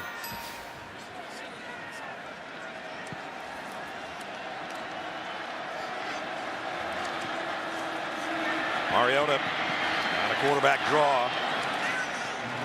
And again, Kansas State, even when they get to him, they've been unable to force a turnover. They could use a fumble or an interception right now, and instead they're on their heels again. Mariota finally throws on the sideline. Would have been a tough throw to try to tuck it in there to Josh Huff. Alan Chapman was covering for Kansas State. So here's a third down stop that Kansas State really needs at the 4.5-minute mark. Well, my guess would be Chip Kelly's looking at this as 2-down territory. I mean, he's not going to try a field goal from this distance. And at this point, with this lead, I don't think he'll punt. He'll go for it here regardless of what happens on third. Barner empties the backfield. Mariota throws short of the first down, I think, to Rashawn Vaughn. Yeah, about a yard shy. But as Todd said, here's 4th and 1 now at the 33-yard line.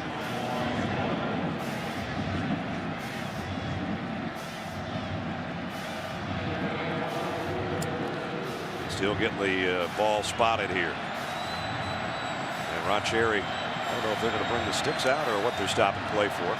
I think they are, and this probably helps Kansas State. It slows Oregon down, slows their tempo down, and gives those big inside guys a chance to catch their breath, because they desperately need a stop here if it is short.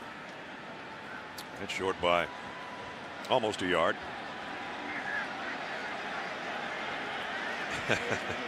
Oregon fans booing the measurement because they couldn't keep that pace up. As Todd said, gives K-State a little breather here with a 4th and 1 upcoming.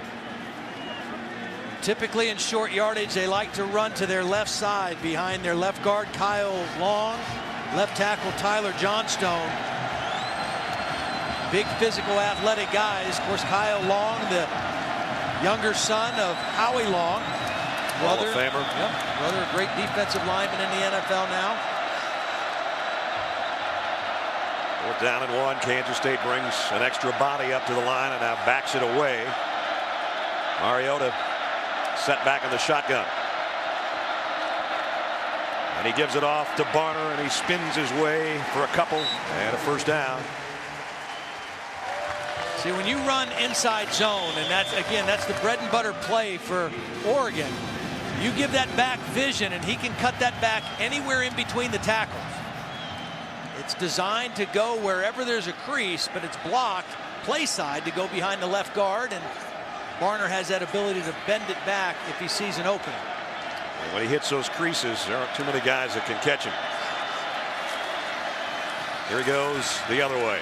And this time, Kansas State, nice job by Arthur Brown. The middle linebacker lost on the play.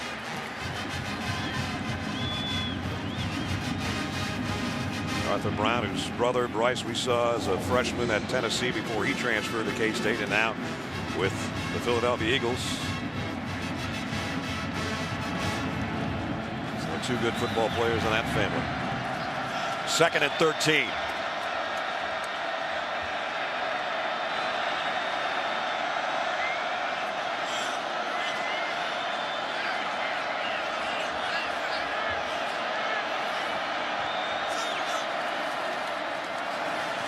Barner met in the hole after a short gain. Brown is there, and so is Meshach Williams. And he'll bring up another 3rd and long. Colin Klein wanting to get back out there with the offense. Not much he can do about it right now as Oregon's holding on to the football. 4 wide receivers here for Marcus Mariota. The tackle is really set back deep on the right side of the line. Looked like an illegal formation almost. Pass is complete down inside the 25 to Josh Huff. Nice tackle by Alan Chapman in space against a fast receiver. Keep everything in front, bring him up short, and make him go for it on 4th down. Well, they got the last 4th. This one's longer. Long 4 to go. Now you got to pay attention to the 2 inside receivers here. You're going to have DeAnthony Thomas, who's right over here on the slot, and you got the tight end Lyerla right there. 4th down and 4. Mariota loads, and now Meshach Williams has got him, and there's a stop the Wildcats desperately needed. First sack of the night.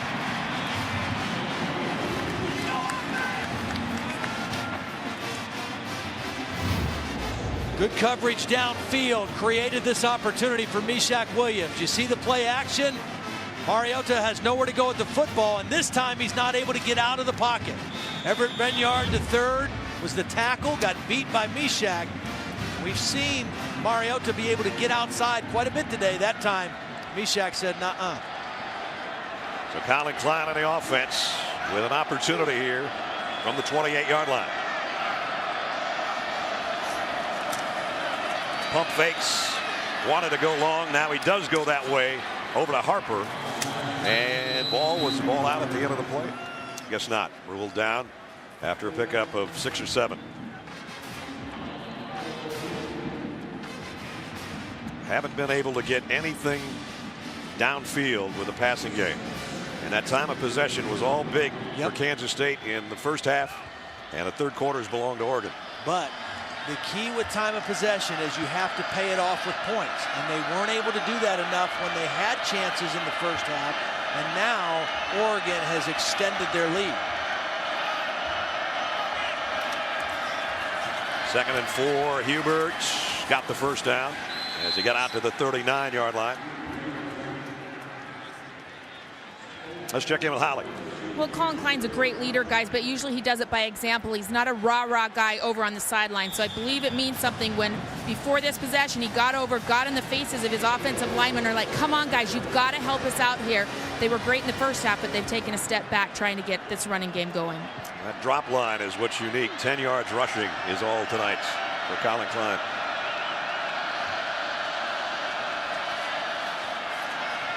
Hubert follows his blockers well, and he's got 12 or 13 yards and another first down, and he's into Duck territory. Keenan Taylor, the right guard, pulled out in front of him on that play. Good patience that time by Hubert.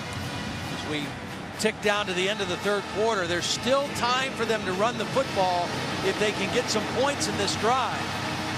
And they're not built offensively to just drop back and throw it every down.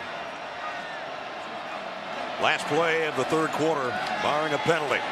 Klein loads, reloads, and now Colin's going to run with it, and made one guy miss, and he got a big gainer down the sideline to the 32-yard line to end quarter number 3. Pocket in motion toward the ball.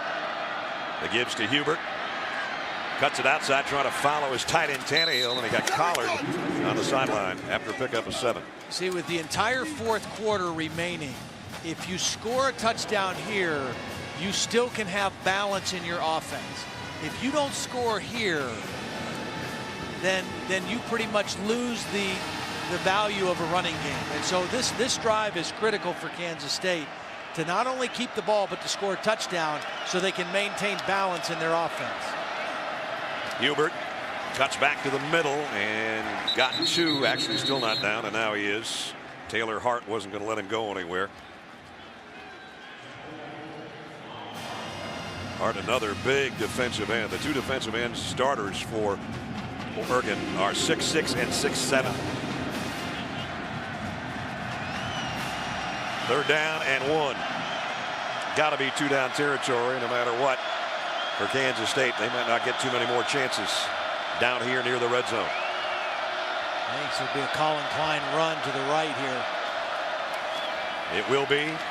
And I don't know if he got there, Todd. Really close. Just depends on the spot.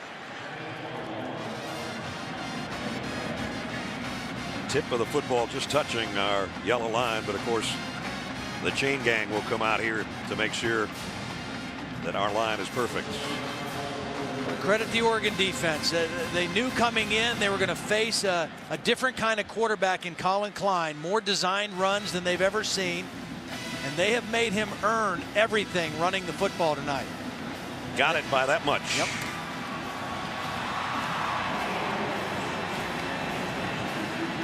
So the drive stays alive. Remember their red zone misses tonight. They missed a field goal. They made a field goal. And they got a touchdown. And if they get back in here, they've got to keep this one going. Again, that full house backfield with Wilson, the fullback, in front of Hubert. Now they may shift to the other side, and that might mean option coming this way. Again, the movement of Humuli, number 90, I think has caused some problems. Throw out. Harper makes a nice cut, and another one back to the sideline before a whole flock of ducks finally shows up. He got 9 yards.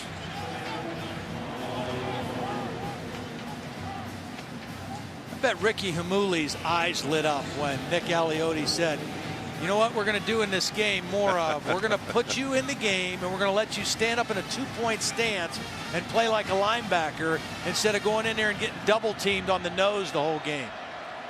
It's a whole different look. He's on the nose right now. And Nick Pitts. False start. Number 50 on the offense. It's a 5-yard penalty. Still second down. 5th penalty, I think, for Kansas State. Again, that's been one of their strengths coming in. One of the least penalized teams in college football, averaging 3 penalties per game, and they're already over that mark. And they back themselves up again near the edge of that red zone at the 18. Second down at 6. Hubert's been good on this drive, and he's good again. Looks like he might have another first down.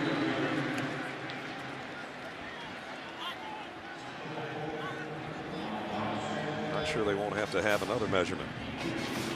Oregon doesn't typically worry about the clock, but right now they're kind of content to let Kansas State burn clock. They certainly want to keep them out of the end zone, which they've been able to do pretty successfully tonight. But they don't mind Kansas State using time off the clock right now. In fact, in this third quarter, in the second half, Oregon has about a 4-minute advantage in time of possession. Very seldom anymore do you see 2 measurements on the same series. Both first downs.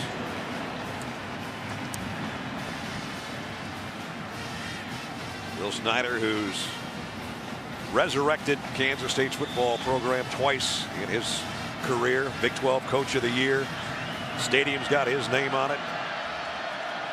There's a road by the stadium with his name on it. He is Manhattan, Kansas to a lot of people, and he's done a wonderful job with this football team again. They were picked 6th in the preseason polls in the Big 12, and here they are, the Big 12 champs. I think what Colin Klein's trying to say is, hey, guys, we have to pick up our tempo a little bit. You know, we're behind a couple scores here. We've got to get in and out of the huddle a little bit faster, get a little more sense of urgency about our business here. 2nd and 8 at the 10. Again, looking over that sideline takes extra seconds that might be precious later. Klein, shovel pass to Hubert. Nice cutback and in, untouched. Touchdown, Kansas State. 10-yarder. Great cut by John Hubert on the run. And that's his first touchdown reception of the year.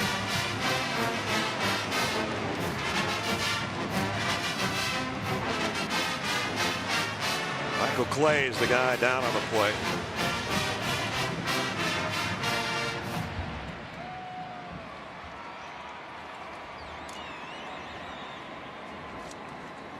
One of the defensive captains, linebackers that Todd was talking about, how active they've been tonight.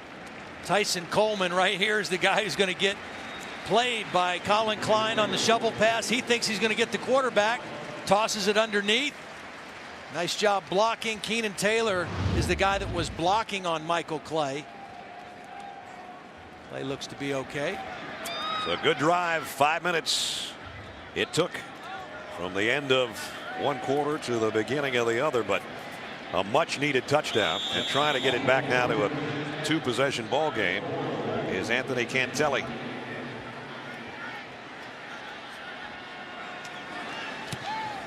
And it's good. So there is hope for Kansas State's ball game. 94 yards for the touchdown, and that sort of set the table for how Oregon's played in this one tonight. And Thomas will have another chance from around the tree.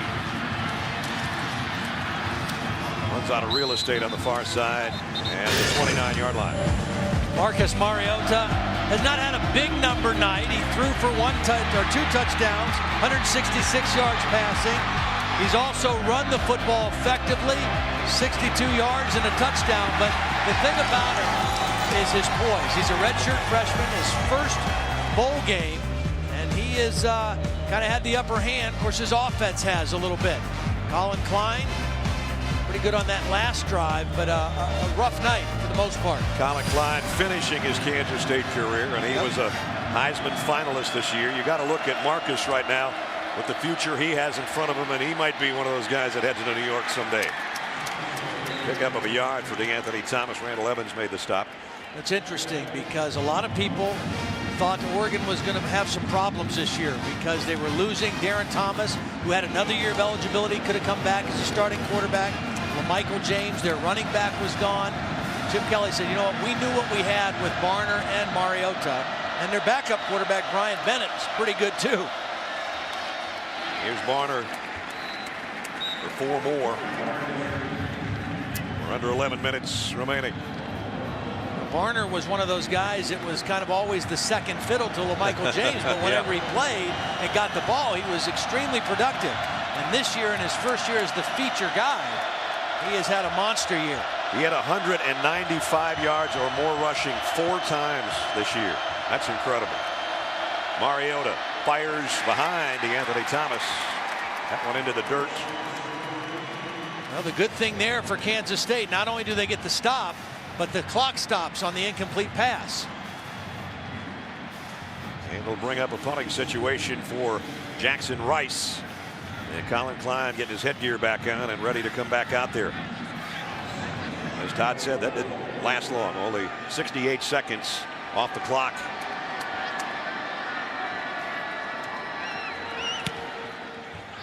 Big punt. Jermaine Thompson trying to get his hands on this one. Backpedals, made one guy miss at the 10. Now he's got a little bit of a wall, but a flag's going to fly in.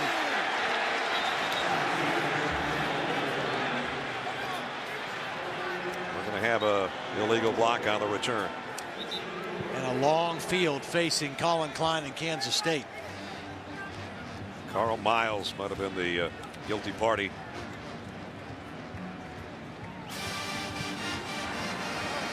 On the return, we have a block in the back. Number 19 of the return team. Half distance, first down. Timeout on the field. That backs it up, and Kansas State's going to be. The good news is they got the ball back. The bad news is they're a long ways from the end zone. Colin Klein from his own goal line. Flushed out of the pocket. Throws on the run, completes it out to the 13 to Tyler Lockett.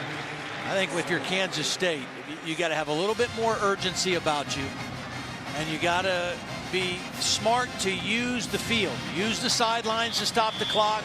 You know the clock stops on first downs. You don't have to go to a straight out hurry up offense, but you have to play with more urgency than you have at any point in the game so far. 3 wideouts to Colin Klein's right. But he'll keep it on the ground to Pease. Pease running that way. Got some good blocks from his wideouts. And he got it out around the 28-yard line. 14-yard run by Angelo Pease.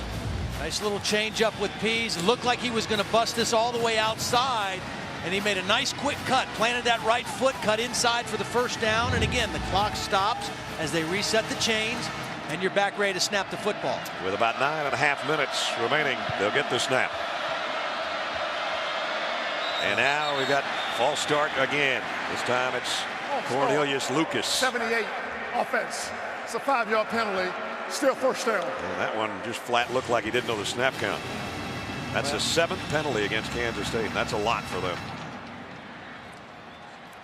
I think Kansas State's taking too much time at the line of scrimmage, Joe. At this point, you're not going to get the perfect play called from the sideline. Yeah. You got to go up there, let Colin Klein, your senior quarterback, call more from the line of scrimmage and run your offense.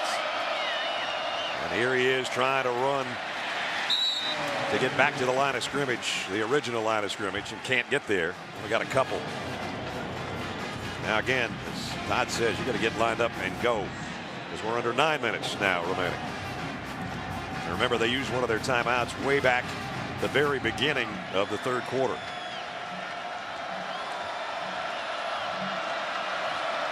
They need Lockett to make a big play for him in the slot. And he's a guy that could create a big play opportunity. Crossing route to Lockett, but only a gain of 3. That's about all they've completed, is some of those short crossing routes tonight.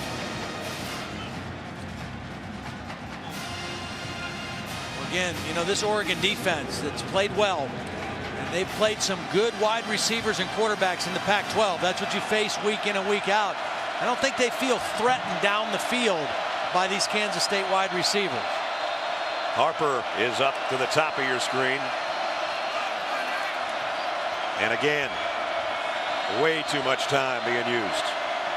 3rd and 9 for the Wildcats. Klein throws, and in and out of the hands of Tremaine Thompson. Broken up by Troy Hill on the sideline.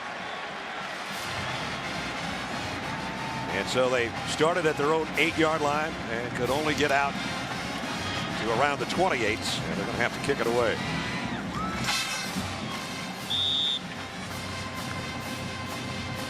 Braylon Addison has been doing a great job on fair catching tonight for Oregon on the punt returns, and he's got to be sure-handed about this one too. There's the fair catch. He bumped into his own man, and he still made the catch. Tell you what, this guy's got pretty good hands. Yeah. He caught that one on his back, didn't he? He did. Straight BCS game. Now they've got the lead with 7:38 remaining. Kenyon Barner out close to the 45-yard line. They kept him in check in the first half, but he's gotten going in the second. They kept him in check because they changed the line of scrimmage, and the front of Kansas State controlled the game in the first half. That's not been the situation here in the second half. The Oregon offensive line has had the better of it, and that means more space and more creases for Kenyon Barner. And Kenyon is up to 93 on the ground. Here's Oregon, everybody looking to the sideline, taking as much clock as they can, working it down under the 7-minute mark before their next snap. Barner again with second effort gets the first down. You know, regardless of what happens with Chip Kelly, the reality is this is a young, talented football team. I mean, you've got 65 freshmen and sophomores on this football team right now. And a lot of your key players are coming back next year for whoever is the head coach of the Oregon Ducks. And again, they milk the clock for as much as they can here with a first down at the 49-yard line.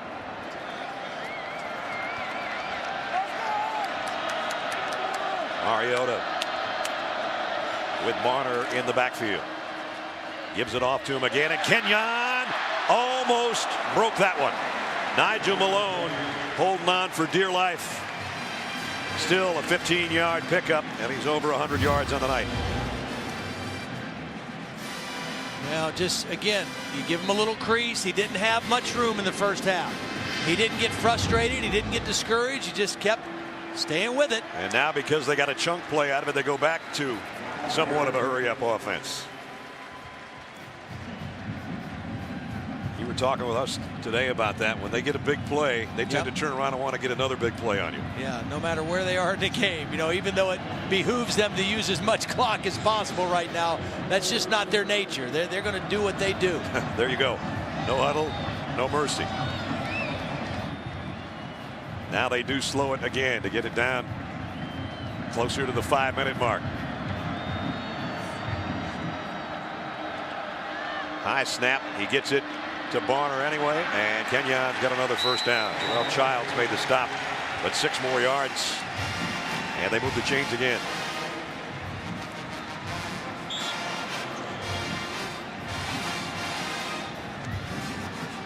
At the 24, first down. Mariota wants to snap, and now we'll stand back up, look to the sideline, get it down under 5 minutes. Leading by 15. Talked about the youth of this team. I mean, you look at that offensive line, you've got 2 seniors at the guard position, but a sophomore center, a redshirt freshman left tackle, and Tyler Johnstone, and a sophomore right tackle.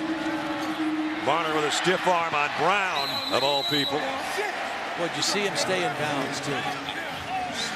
Smart play by Kenyon, trying to keep the clock going, staying in bounds. Again, you know, they didn't change the plays they called. They're just starting to control the line of scrimmage now. They still stick with the same running plays. It's just a different look now for Kenyon Barner because the offensive line has gotten control of the line of scrimmage. 6th straight run by the Ducks. And it's all working for him. And Kenyon Barner starting to take over. And that offensive line, as Todd said, doing its job. And they've got it down at the 12-yard line of Kansas State. Trying to ice this thing away. Kenyon Barner down near the 6.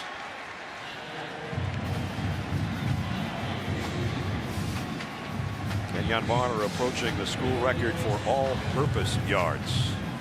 Wow. That's a lot of production.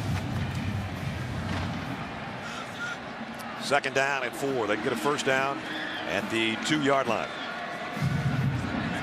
The way Barner's been finding openings right now, it might not take him that long to get in the end zone again. 4-minute drive, and they worked it down to 3.5 to go in the ball game. Barner slips, took himself out of that play. You know, the one question I would have about Oregon as you look ahead, as Barner leaves and his replacement as the feature back, Anthony Thomas, there's about a 20-pound difference in weight. You know, and you see Barner right now running a lot of inside runs, and he's not a guy who's going to run over you, but he's strong enough to run inside. And you know, can Anthony Thomas take that same kind of pounding on inside runs? That'll be a big question, how much weight he can gain without losing his speed and his elusiveness that makes him so special. Byron Marshall might come into play there too, the true freshman who's put up some pretty good numbers despite being the number 3 guy. And again, they'll bring Kenyon down shy of the 5-yard line.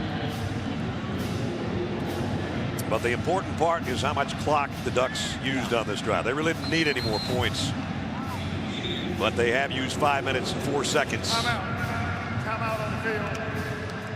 Kansas State's going to take its 2nd timeout. They've got 1 remaining and just 2.5 remaining in the Tostitos Fiesta Bowl. Donato for a 23-yard field goal attempt.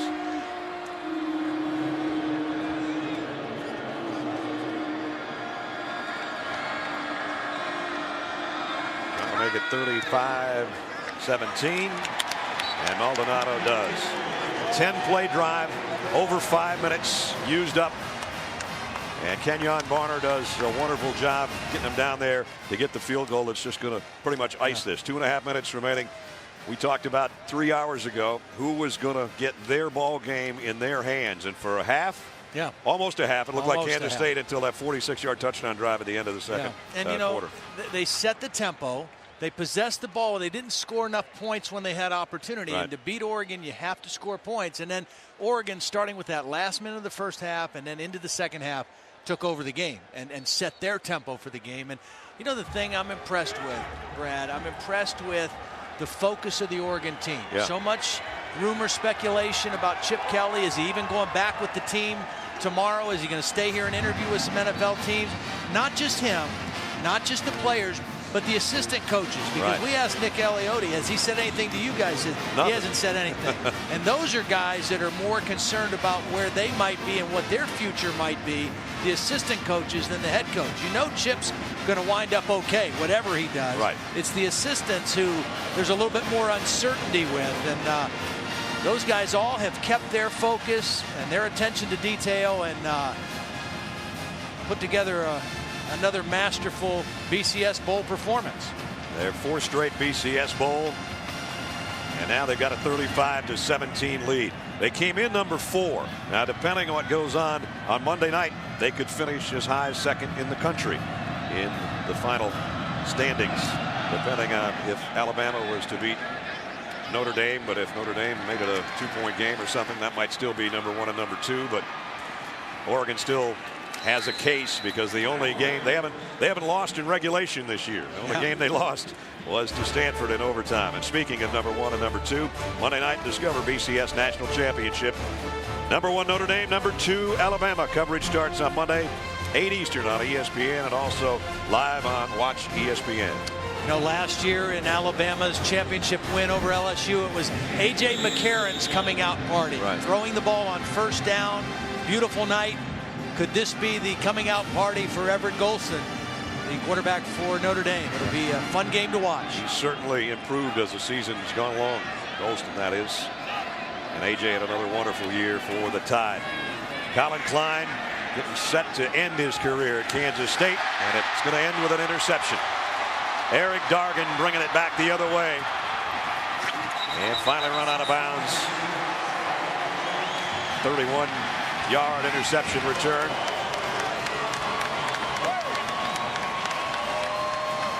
As we take a look at the DirecTV Ultimate Picture Cam replay of this one.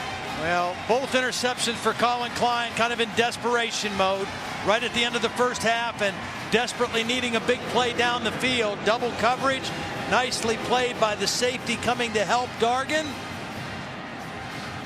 And the last Kansas State drive probably snuffed out in one play.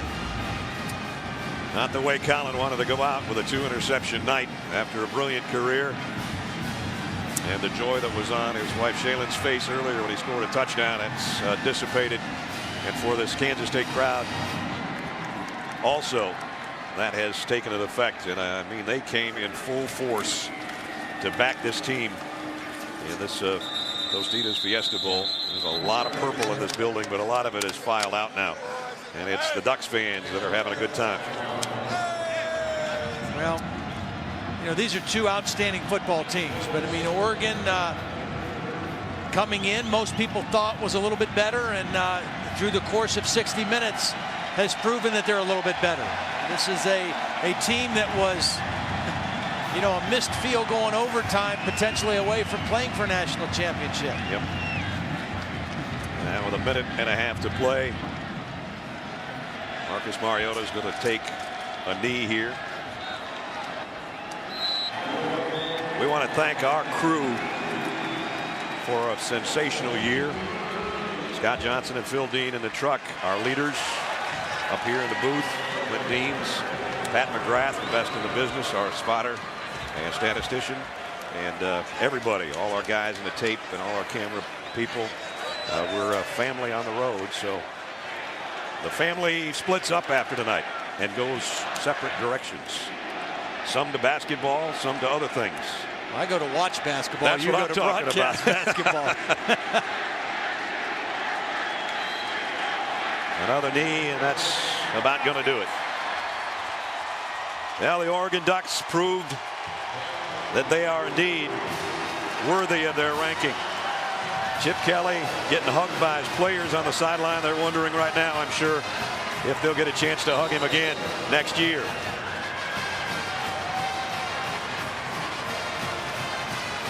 And got to take one more snap, I guess.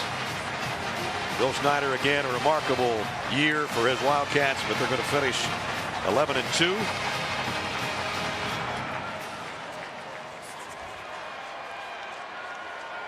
And the final score is 35-17.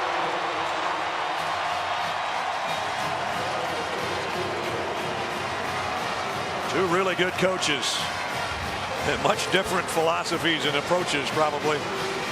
One's old school and one couldn't be any more new wave. But a heck of a football game, and I know a lot of respect between those two guys. Colin Klein, his brilliant career, Kansas State comes to a close. Hopefully for him there's an opportunity maybe in the NFL and maybe at some other position. Most people don't think he's a quarterback. But another BCS win for Chip Kelly. He's with Holly Rowe.